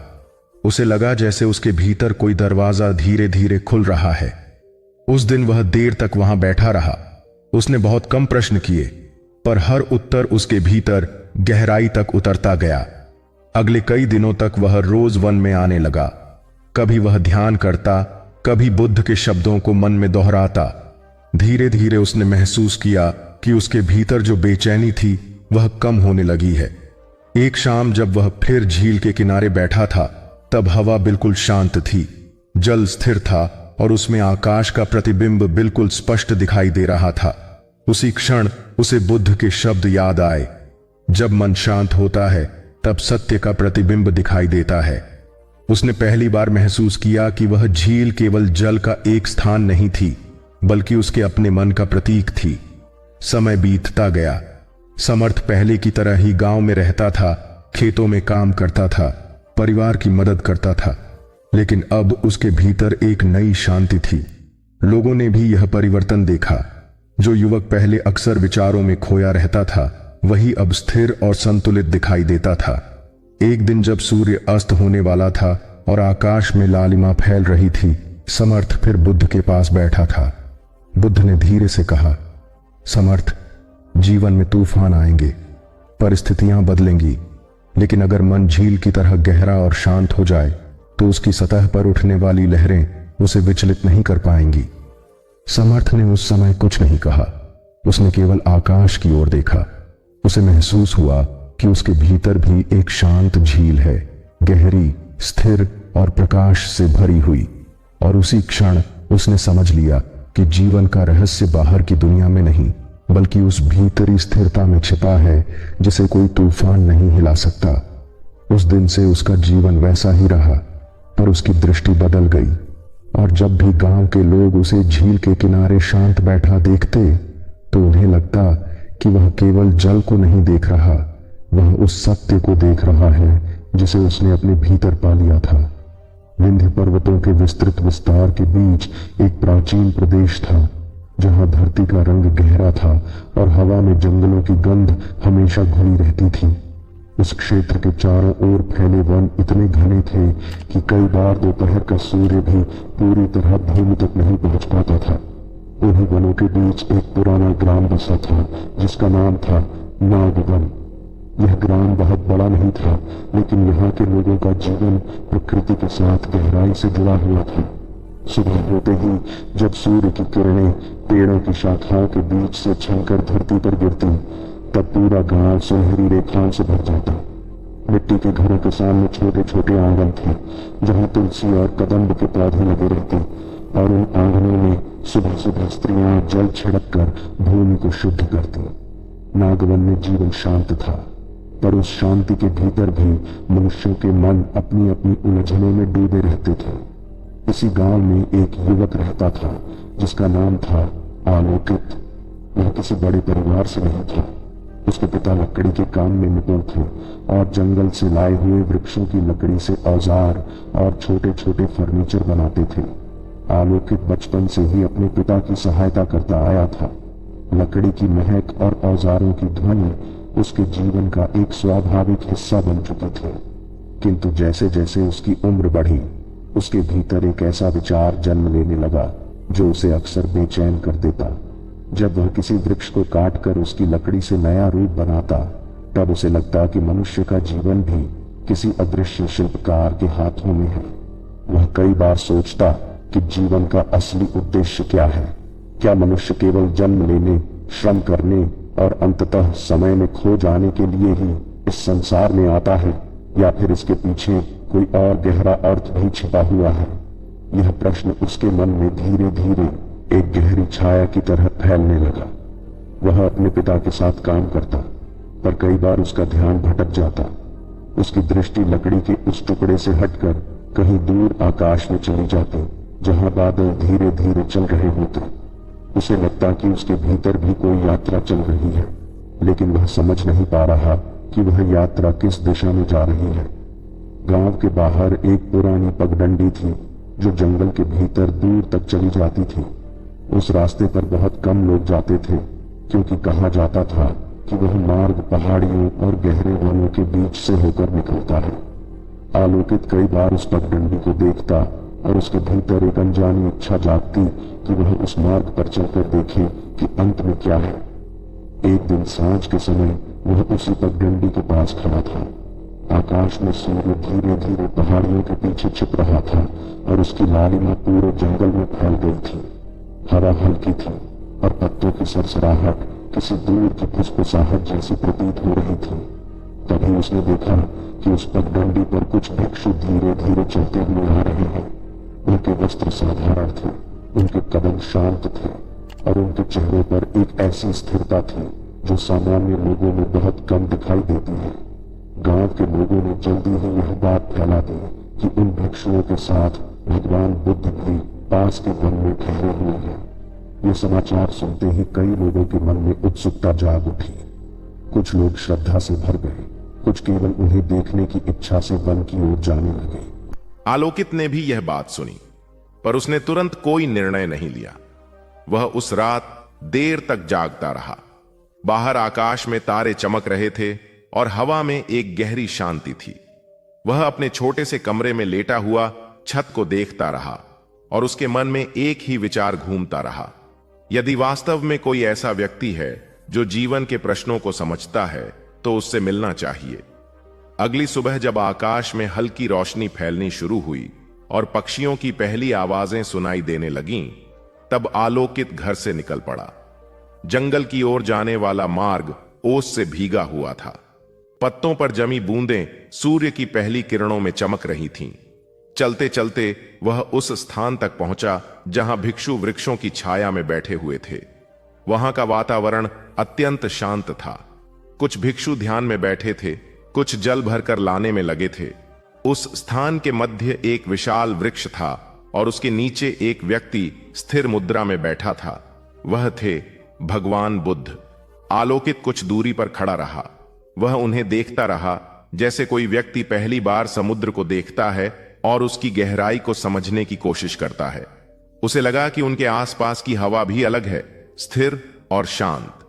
कुछ क्षण बाद बुद्ध ने धीरे धीरे अपनी आंखें खोलीं और उसकी ओर देखा। वह दृष्टि इतनी शांत थी कि आलोकित के मन का संकोच स्वतः समाप्त हो गया। वह आगे बढ़ा और विनम्रता से बैठ गया। काफी देर तक दोनों के बीच मौन रहा। उस मौन में भी एक प्रकार की शिक्षा छिपी हुई थी। हवा वृक्षों की पत्तियों को हिला रही थी और सूर्य की किरणें धीरे धीरे उस स्थान पर फैल रही थीं। आखिरकार आलोकित ने धीमे स्वर में कहा, भगवान, मेरे मन में एक प्रश्न है जो मुझे लंबे समय से परेशान कर रहा है। मैं जीवन को समझना चाहता हूं, पर जितना सोचता हूं उतना ही उलझ जाता हूं। बुद्ध ने उसकी ओर देखा और शांत स्वर में पूछा, तुम जीवन में क्या खोज रहे हो? आलोकित कुछ क्षण चुप रहा, फिर बोला, शायद एक ऐसा मार्ग जहां मन शांत हो जाए। बुद्ध ने पास पड़ी एक छोटी लकड़ी उठाई और उसे हाथ में घुमाते हुए कहा, जब कोई पथिक जंगल में भटक जाता है तो वह क्या करता है? आलोकित ने उत्तर दिया, वह मार्ग खोजने की कोशिश करता है। बुद्ध ने मुस्कुराकर कहा, और जब उसे सही मार्ग मिल जाता है तब वह भटकता नहीं। बुद्ध बोले, मनुष्य का जीवन भी ऐसा ही है। जब तक मन अपने भीतर के मार्ग को नहीं पहचानता तब तक वह इच्छाओं और भय के जंगल में भटकता रहता है। आलोकित लंबे समय तक यह सुनता रहा। उसके भीतर जैसे कोई गहरी समझ धीरे धीरे जन्म ले रही थी। उस दिन वह देर तक वहां बैठा रहा। उसने देखा कि भिक्षु अपने कार्य कितनी शांति से करते हैं। उनमें किसी प्रकार की जल्दबाजी या बेचैनी नहीं थी। हर कार्य ध्यान और जागरूकता के साथ किया जा रहा था। सूर्य धीरे धीरे पश्चिम की ओर झुकने लगा। जंगल में सुनहरी रोशनी फैल गई। जब आलोकित वहां से वापस लौटा तब उसके भीतर एक नया अनुभव था। वही रास्ता, वही वृक्ष और वही हवा, सब कुछ पहले जैसा ही था, पर उसके देखने का तरीका बदल चुका था। अगले कई दिनों तक वह रोज उस वन में जाता रहा। कभी वह बुद्ध से प्रश्न करता, कभी केवल मौन में बैठकर उनके पास समय बिताता। धीरे धीरे उसने महसूस किया कि उसके भीतर जो बेचैनी थी वह कम होने लगी है। एक दिन जब वह जंगल के रास्ते से वापस लौट रहा था तब सूर्य अस्त होने के करीब था। आकाश लाल और सुनहरे रंगों से भर गया था। उसने उस पगडंडी की ओर देखा जिसे वह पहले केवल जिज्ञासा से देखता था। अब उसे समझ आ चुका था कि जीवन का मार्ग बाहर कहीं नहीं छिपा है, वह मार्ग मन के भीतर है, और जब मन उस मार्ग को पहचान लेता है तब हर कदम प्रकाश की ओर बढ़ने लगता है। उस दिन से आलोकित का जीवन पहले जैसा ही रहा। वही काम, वही गांव, वही लोग, पर अब उसके भीतर एक ऐसी शांति थी जो पहले कभी नहीं थी। और जब भी कोई उसे देखता तो उसके चेहरे पर एक स्थिर प्रकाश दिखाई देता, जैसे किसी पथिक ने अंततः अपना मार्ग पा लिया हो। मगध राज्य के पश्चिमी भाग में एक पुराना नगर था जिसका नाम कौशांतर था।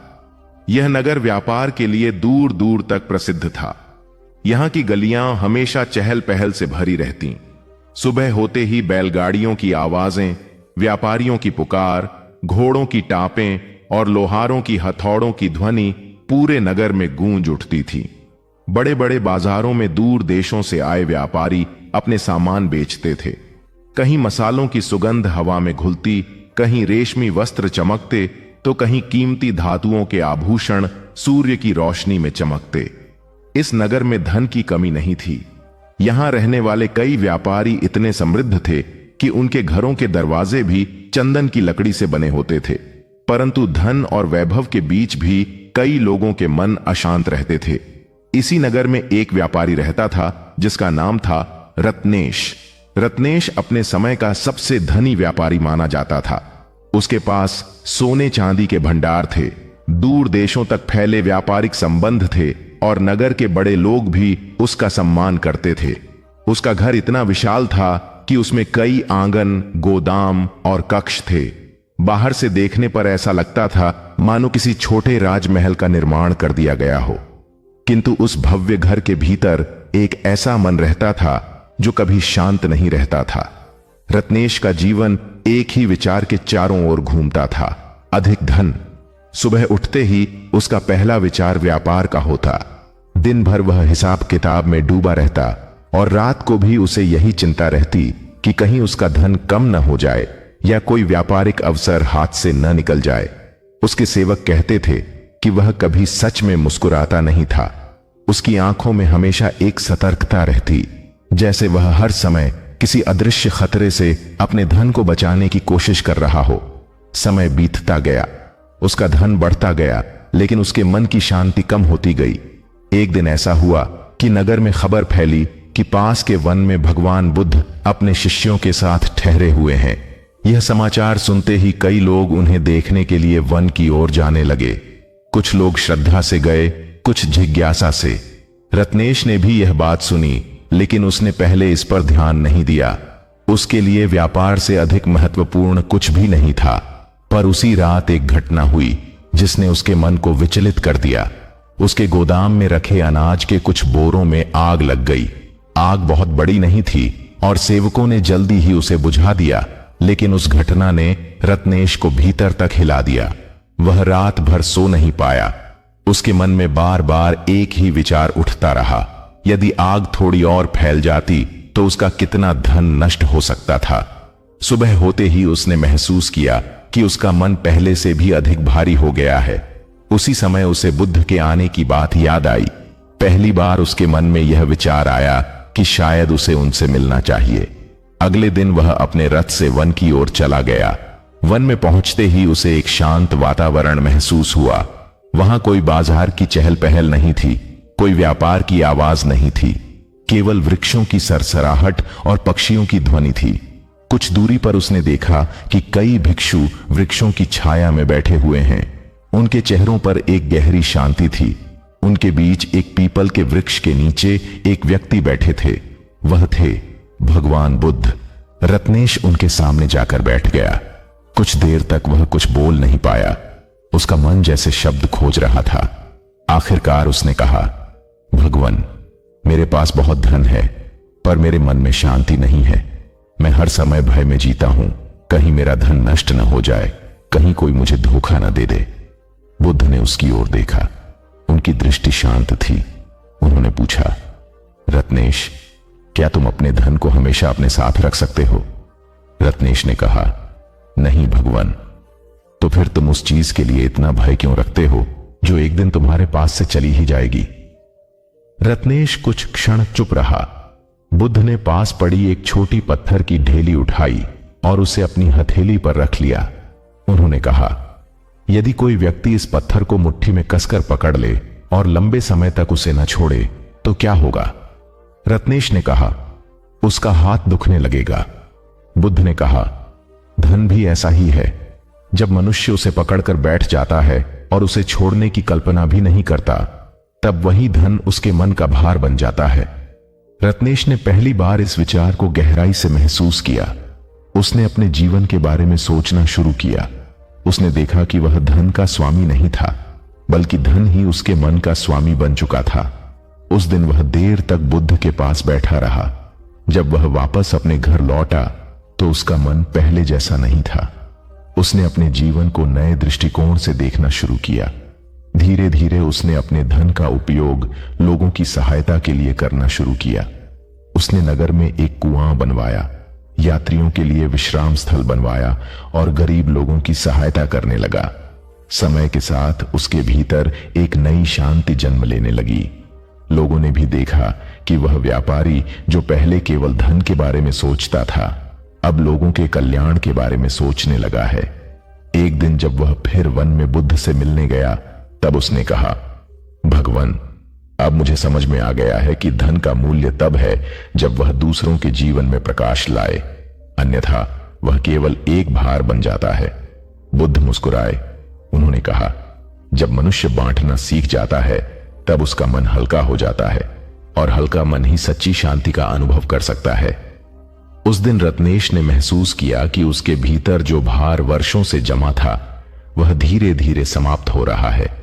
अब उसके पास पहले जैसा ही धन था, लेकिन अब उसका मन उस धन का कैदी नहीं था।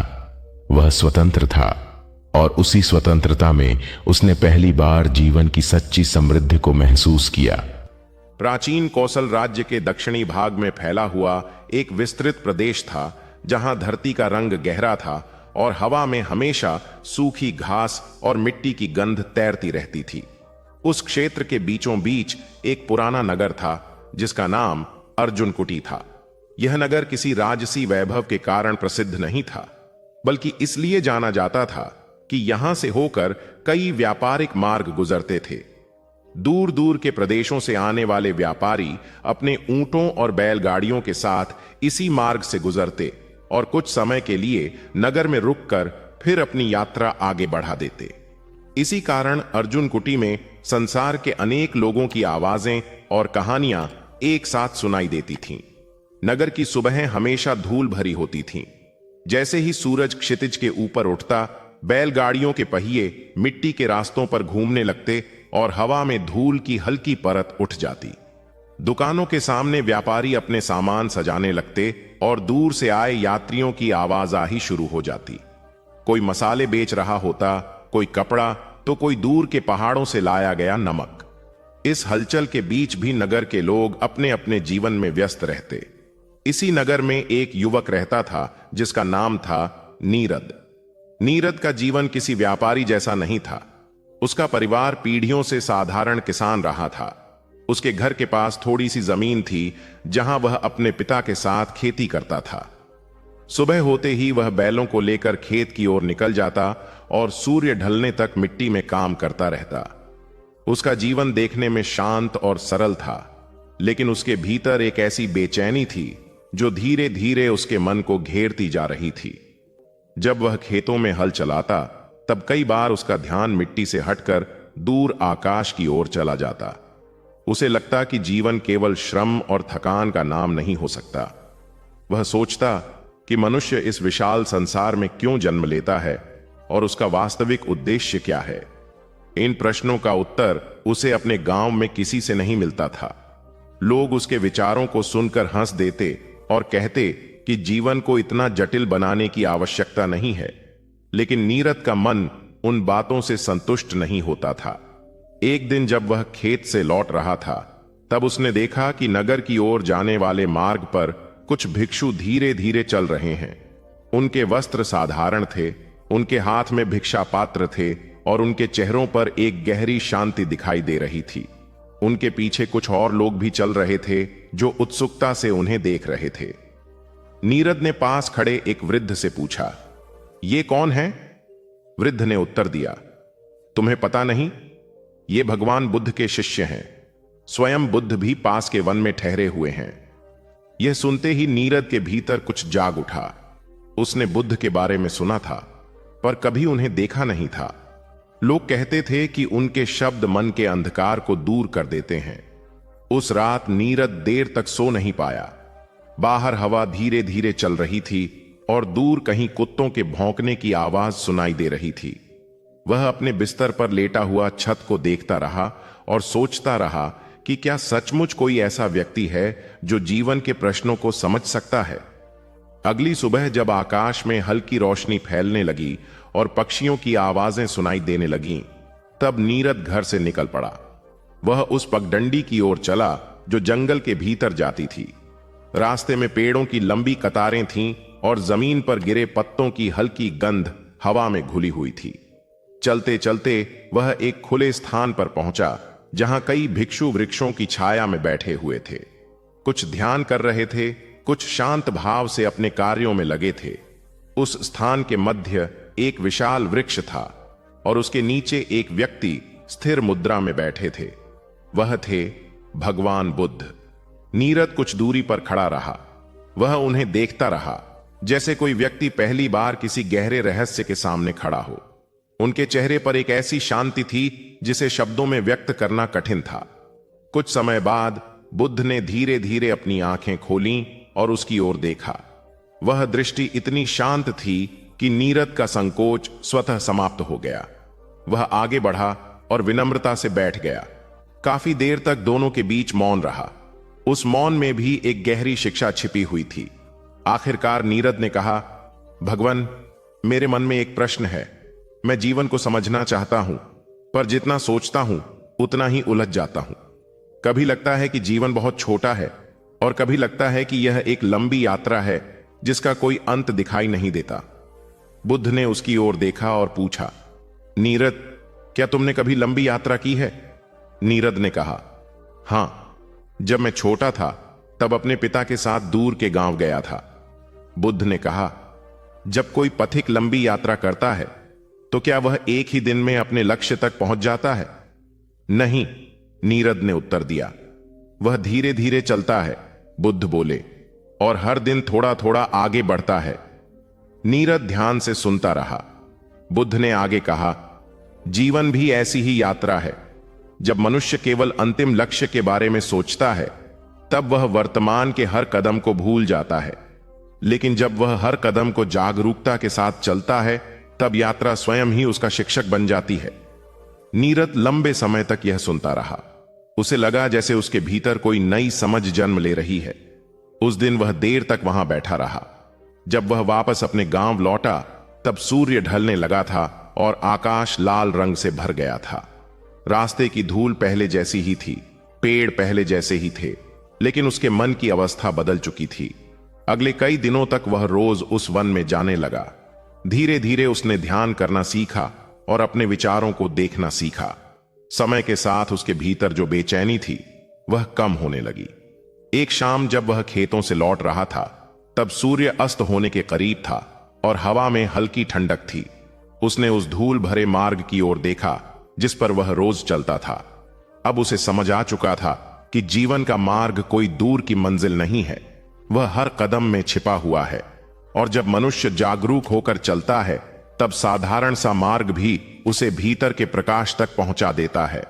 उस दिन नीरद ने महसूस किया कि उसके भीतर जो प्रश्न वर्षों से उठते रहे थे वे अब शांत हो चुके हैं, क्योंकि उसने समझ लिया था कि जीवन का अर्थ किसी अंतिम उत्तर में नहीं बल्कि उस यात्रा की जागरूकता में है जो हर दिन हमारे सामने खुलती रहती है। पूर्व दिशा में फैली हुई विशाल पर्वतमालाओं के नीचे एक लंबा वन क्षेत्र था जिसे लोग निशांत वन के नाम से जानते थे। यह वन इतना गहरा और घना था कि कई स्थानों पर दिन के समय भी अंधेरा सा बना रहता था। ऊंचे साल और सागौन के वृक्ष अपनी शाखाओं को फैलाकर आकाश को ढक लेते थे और उनके बीच से गुजरती हवा एक धीमी गूंज पैदा करती थी। वन के भीतर अनेक प्रकार के पक्षी रहते थे और कभी कभी दूर से किसी जंगली पशु की गर्जना सुनाई दे जाती थी। इसी वन के किनारे एक छोटा सा ग्राम बसा था जिसका नाम था कुशस्थली। कुशस्थली में रहने वाले लोग सरल थे। उनका जीवन खेतों, पशुओं और जंगल से मिलने वाले फलों पर निर्भर था। सुबह होते ही लोग अपने अपने काम में लग जाते और शाम होते ही गांव के बीच बने चौक में इकट्ठा होकर दिन भर की बातें करते। जीवन शांत था, लेकिन उस शांति के भीतर भी कई लोगों के मन अपने अपने विचारों में उलझे रहते थे। इसी गांव में एक युवक रहता था जिसका नाम था शांतिलोक। शांतिलोक का स्वभाव दूसरों से थोड़ा अलग था। वह कम बोलता था और अधिक सोचता था।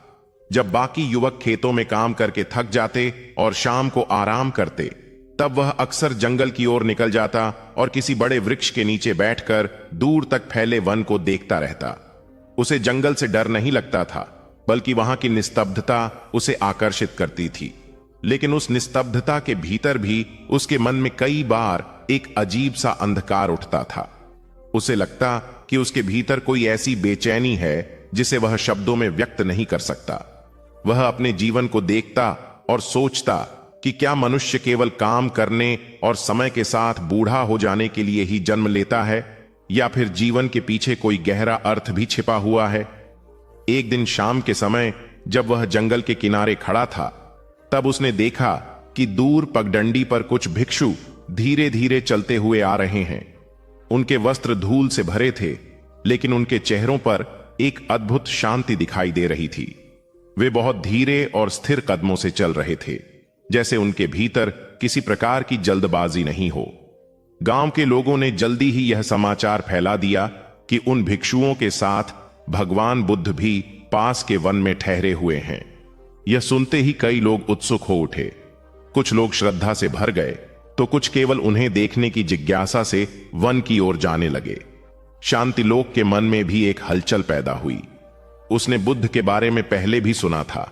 लोग कहते थे कि उनके शब्द ऐसे होते हैं जो मन के अंधकार को धीरे धीरे दूर कर देते हैं। उस रात शांतिलोक देर तक जागता रहा। बाहर हवा धीरे धीरे चल रही थी और आकाश में असंख्य तारे चमक रहे थे। वह अपने आंगन में बैठा आकाश को देखता रहा और सोचता रहा कि क्या सचमुच कोई ऐसा व्यक्ति हो सकता है जो मन के भीतर छिपे अंधकार को समझता हो।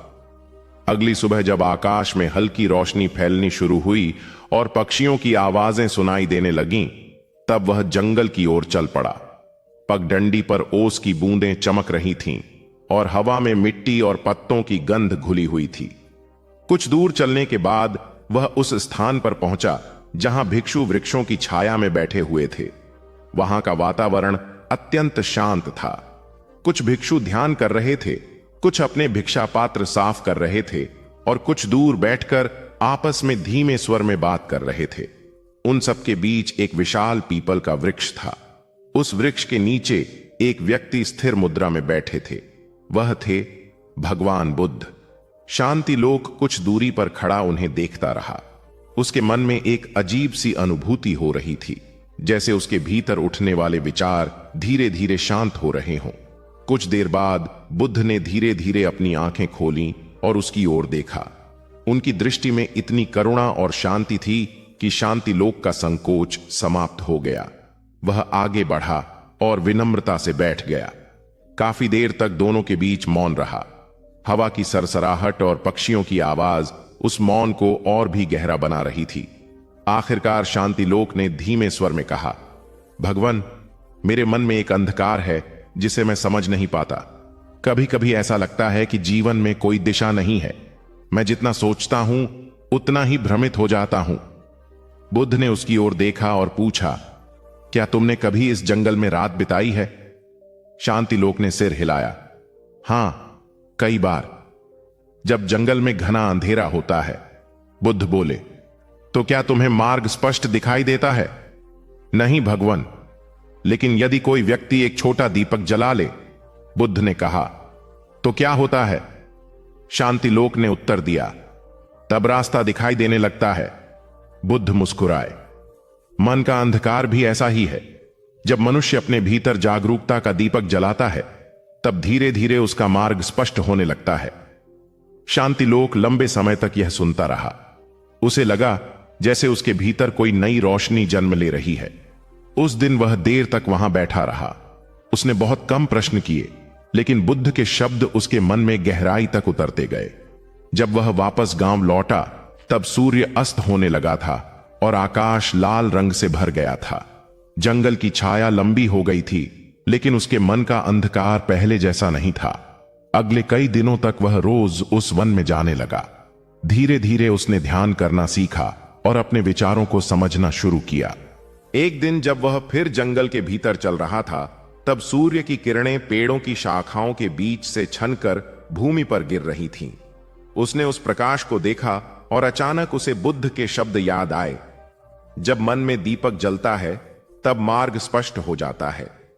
उस क्षण उसे महसूस हुआ कि उसके भीतर भी एक छोटा सा दीपक जल चुका है। अब जंगल का अंधकार उसे भयभीत नहीं करता था, क्योंकि उसने समझ लिया था कि अंधकार बाहर नहीं, मन के भीतर होता है। और जब मन में जागरूकता का प्रकाश फैलता है, तब सबसे गहरा वन भी उजाले से भर जाता है। उस दिन से शांतिलोक का जीवन पहले जैसा ही रहा, वही गांव, वही लोग, वही जंगल। लेकिन उसके भीतर एक ऐसी स्थिरता आ चुकी थी जो पहले कभी नहीं थी। और जब भी वह जंगल के उस मार्ग पर चलता तो उसे लगता कि वह केवल पेड़ों के बीच से नहीं गुजर रहा, बल्कि उस प्रकाश की ओर बढ़ रहा है जिसे उसने अपने ही मन में खोज लिया था। प्राचीन भारत के उत्तर पश्चिमी भाग में एक विस्तृत मैदान था, जहां दूर तक फैली धरती हर ऋतु में अलग रंग धारण कर लेती थी। वर्षा ऋतु में वही भूमि हरी चादर ओढ़ लेती, शरद में धान की बालियां हवा के साथ लहराने लगती, और ग्रीष्म ऋतु में मिट्टी का रंग गहरा होकर तपते सूर्य की चमक को अपने भीतर समेट लेता। उस प्रदेश के बीच से एक शांत नदी बहती थी, जिसका नाम शीतलिनी था। नदी का जल बहुत गहरा नहीं था, पर उसकी धारा इतनी निर्मल और स्वच्छ थी कि लोग दूर दूर से आकर उसका जल पीते और उसे पवित्र मानते थे। नदी के किनारे एक छोटा सा नगर बसा था, जिसका नाम विहंगपुर था। यह नगर किसी बड़े व्यापार या राजकीय वैभव के कारण प्रसिद्ध नहीं था, बल्कि इसलिए जाना जाता था कि वहां के लोग सरल और मेहनती थे। सुबह होते ही जब सूर्य की पहली किरणें नदी के जल पर पड़ती, तब पूरा नगर सुनहरी रोशनी से भर उठता।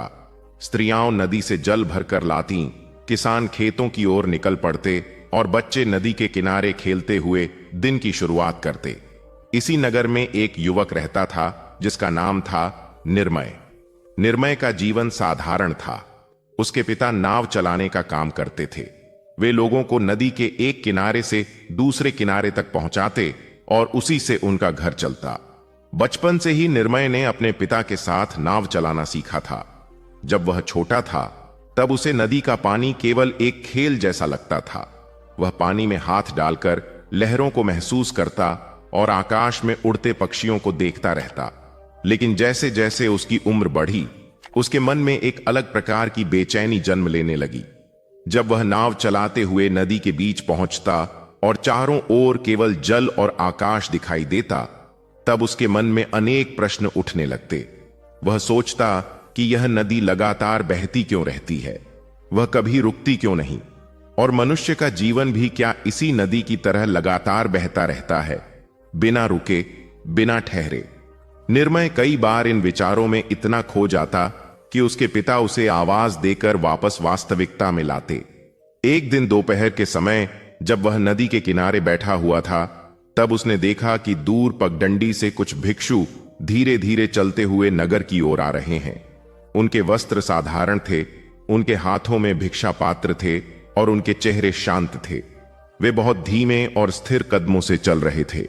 नगर के लोगों ने जल्दी ही यह समाचार फैला दिया कि उन भिक्षुओं के साथ भगवान बुद्ध भी पास के वन में ठहरे हुए हैं। यह सुनते ही नगर में हलचल मच गई। कई लोग उन्हें देखने की इच्छा से वन की ओर जाने लगे। निर्मय के मन में भी एक उत्सुकता जाग उठी।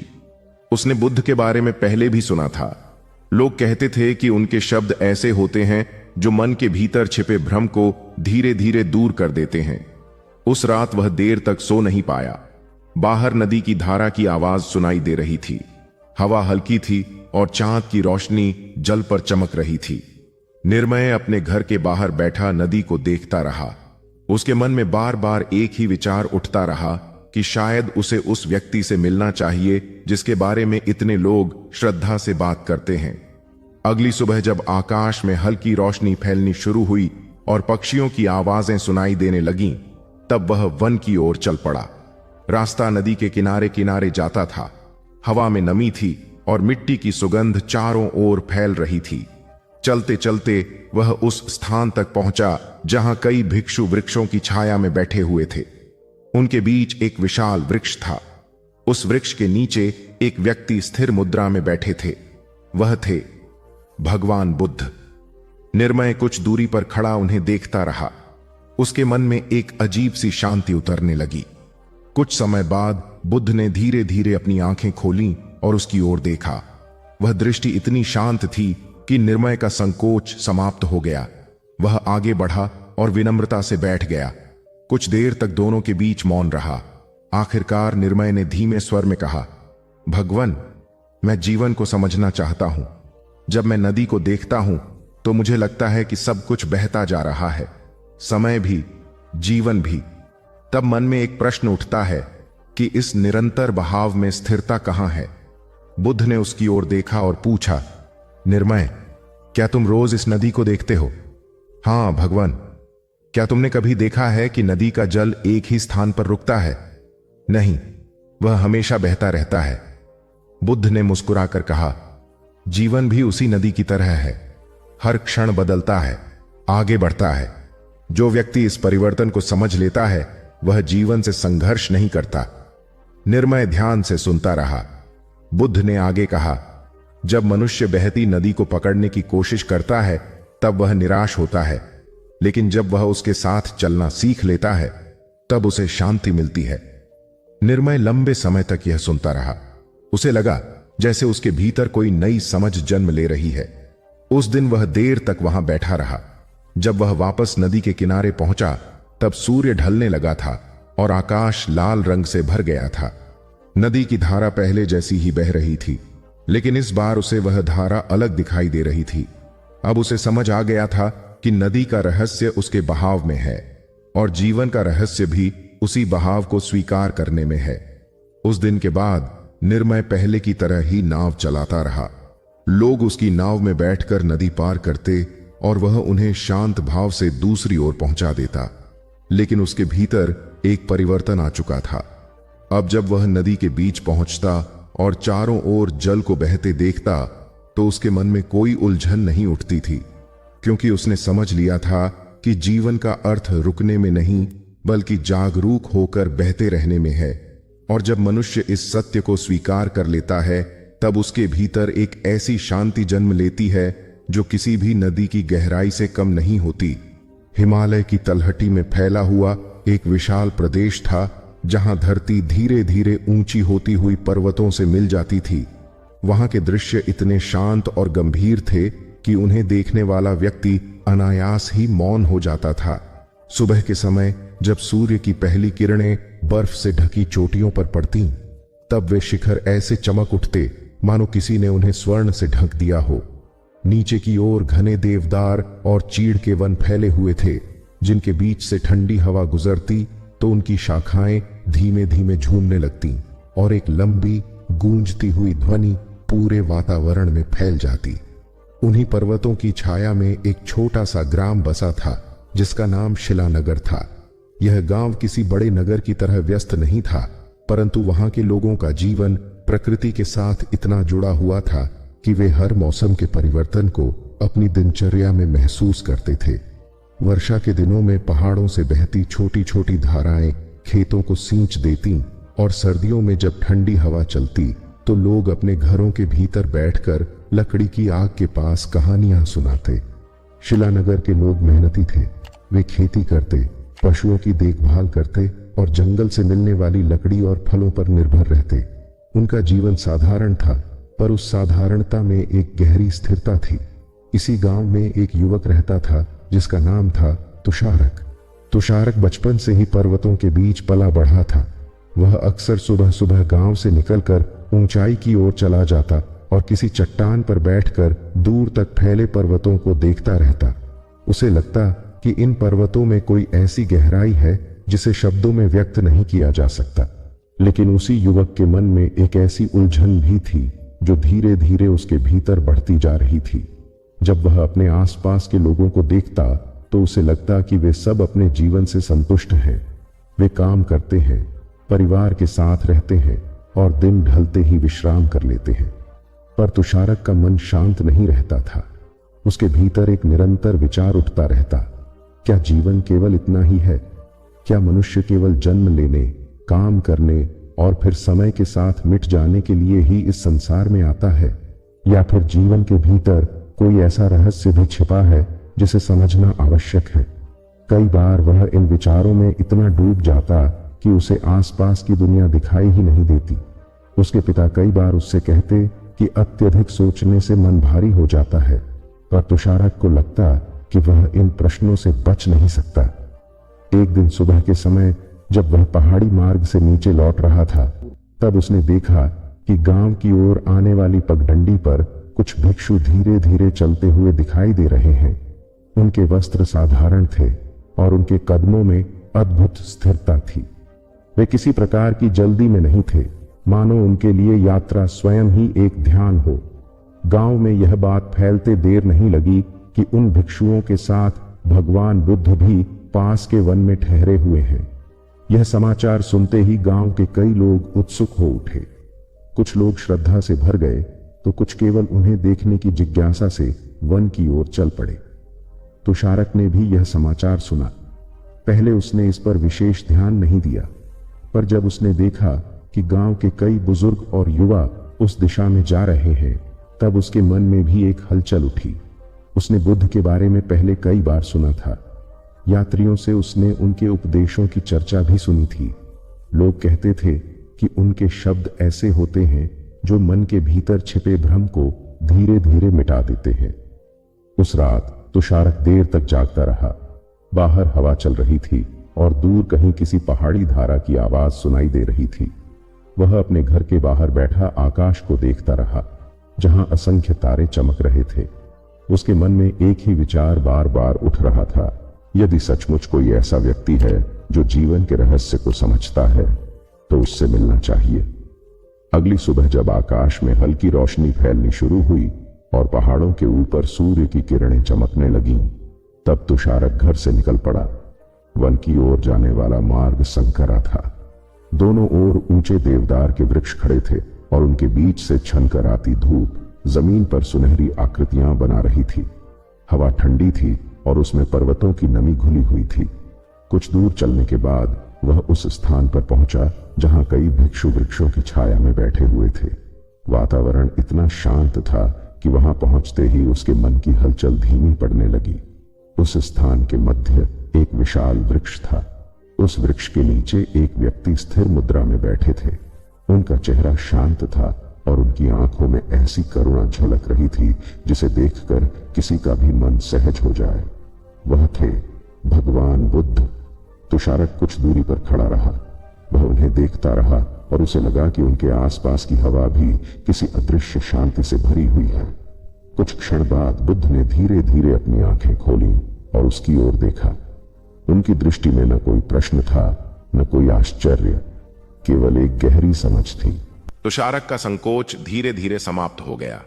वह आगे बढ़ा और विनम्रता से बैठ गया। कुछ समय तक दोनों के बीच मौन रहा। आखिरकार तुषारक ने कहा, भगवान, मेरे मन में एक प्रश्न है जो मुझे लंबे समय से परेशान कर रहा है। मैं जीवन को समझना चाहता हूं, पर जितना सोचता हूं उतना ही उलझ जाता हूं। बुद्ध ने शांत स्वर में पूछा, तुम्हें क्या लगता है, तुम्हारे मन की उलझन का कारण क्या है? तुषारक ने कहा, कभी कभी मुझे लगता है कि संसार में बहुत परिवर्तन है। सुख आता है और चला जाता है, दुख आता है और वह भी चला जाता है। इस परिवर्तन के बीच मन स्थिर कैसे रह सकता है? बुद्ध ने उसकी ओर देखा और धीरे से पूछा, क्या तुमने पर्वतों को देखा है? तुषारक मुस्कुराया, मैं उन्हीं पर्वतों के बीच रहता हूं। बुद्ध बोले, जब तेज हवा चलती है तब क्या पर्वत हिलते हैं? तुषारक ने सिर हिलाया, नहीं, वे स्थिर रहते हैं। बुद्ध ने कहा, मनुष्य का मन भी पर्वत की तरह हो सकता है।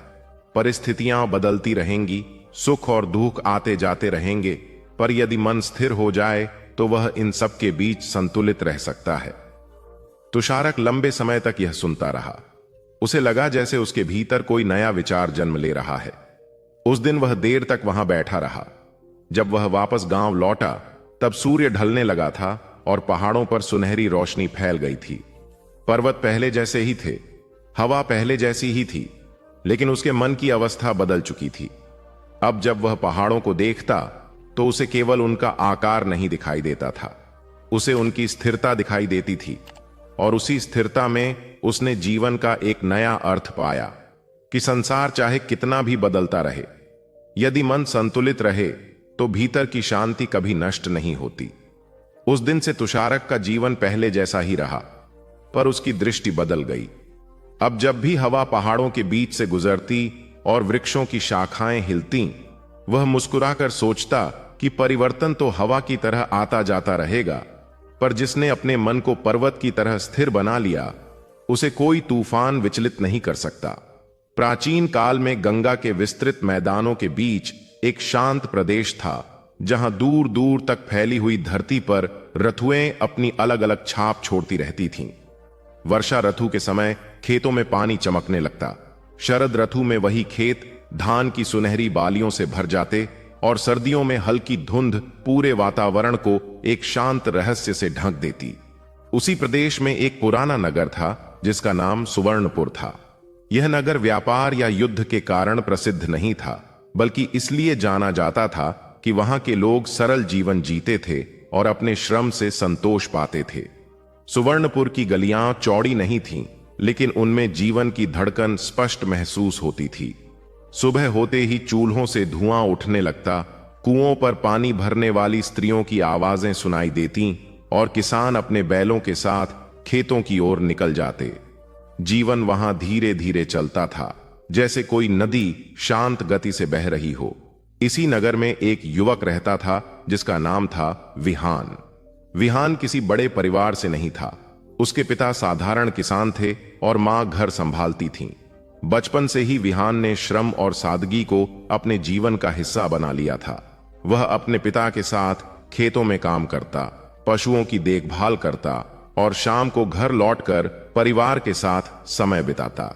लेकिन उसके भीतर एक ऐसा प्रश्न था जो अक्सर उसके मन को बेचैन कर देता। जब वह खेतों में हल चलाते हुए दूर क्षितिज को देखता, तब उसके मन में एक विचार उठता, क्या जीवन का अर्थ केवल श्रम और समय के साथ बीत जाना है, या फिर इसके भीतर कोई गहरी समझ भी छिपी हुई है? वह कई बार इस प्रश्न को अपने पिता से पूछना चाहता, पर फिर रुक जाता। उसे लगता कि शायद यह प्रश्न केवल उसके मन में ही उठता है। समय बीतता गया, पर उसके भीतर का विचार समाप्त नहीं हुआ। एक दिन दोपहर के समय जब वह खेत से लौट रहा था, तब उसने देखा कि नगर की ओर जाने वाले मार्ग पर कुछ भिक्षु धीरे धीरे चल रहे हैं। उनके वस्त्र साधारण थे, उनके हाथों में भिक्षा पात्र थे और उनके चेहरों पर एक गहरी शांति दिखाई दे रही थी। वे बहुत स्थिर कदमों से चल रहे थे, जैसे उनके भीतर कोई जल्दी नहीं हो। नगर में यह बात फैलते देर नहीं लगी कि उन भिक्षुओं के साथ भगवान बुद्ध भी पास के वन में ठहरे हुए हैं। यह समाचार सुनते ही नगर में हलचल मच गई। कई लोग श्रद्धा से भरकर उन्हें देखने की इच्छा से वन की ओर जाने लगे। विहान के मन में भी उत्सुकता जाग उठी। उसने बुद्ध के बारे में पहले कई यात्रियों से सुना था। लोग कहते थे कि उनके शब्द ऐसे होते हैं जो मन के भीतर छिपे अंधकार को धीरे धीरे दूर कर देते हैं। उस रात विहान देर तक सो नहीं पाया। बाहर हवा धीरे धीरे चल रही थी और दूर कहीं कुत्तों के भौंकने की आवाज सुनाई दे रही थी। वह अपने घर के बाहर बैठा आकाश को देखता रहा, जहां असंख्य तारे चमक रहे थे। उसके मन में एक ही विचार घूमता रहा, यदि सचमुच कोई ऐसा व्यक्ति है जो जीवन को समझता है तो उससे मिलना चाहिए। अगली सुबह जब आकाश में हल्की रोशनी फैलनी शुरू हुई और पक्षियों की पहली आवाजें सुनाई देने लगीं, तब वह वन की ओर चल पड़ा। रास्ते में खेतों की हरियाली थी, मिट्टी की गंध थी और हवा में एक अजीब सी ताजगी थी। कुछ दूर चलने के बाद वह उस स्थान पर पहुंचा जहां कई भिक्षु वृक्षों की छाया में बैठे हुए थे। वातावरण अत्यंत शांत था। कुछ भिक्षु ध्यान कर रहे थे, कुछ अपने पात्र साफ कर रहे थे और कुछ धीमे स्वर में बातचीत कर रहे थे। उन सब के बीच एक विशाल वृक्ष था। उस वृक्ष के नीचे एक व्यक्ति स्थिर मुद्रा में बैठे थे। उनका चेहरा अत्यंत शांत था और उनकी आंखों में ऐसी करुणा झलक रही थी जो किसी भी व्यक्ति के मन को सहज बना दे। वह थे भगवान बुद्ध। विहान कुछ दूरी पर खड़ा उन्हें देखता रहा। उसके भीतर की बेचैनी जैसे धीरे धीरे शांत होने लगी। कुछ क्षण बाद बुद्ध ने अपनी आंखें खोलीं और उसकी ओर देखा। वह दृष्टि इतनी शांत थी कि विहान का संकोच समाप्त हो गया। वह आगे बढ़ा और विनम्रता से बैठ गया। कुछ देर तक दोनों के बीच मौन रहा। फिर विहान ने धीमे स्वर में कहा, भगवान, मैं जीवन को समझना चाहता हूं। जब मैं संसार को देखता हूं तो लगता है कि हर चीज बदलती रहती है। समय बीतता है, लोग आते हैं और चले जाते हैं। इस परिवर्तन के बीच मन को शांति कैसे मिल सकती है? बुद्ध ने उसकी ओर देखा और मुस्कुराए। उन्होंने पास की मिट्टी उठाकर अपनी हथेली पर रख ली। फिर बोले, विहान,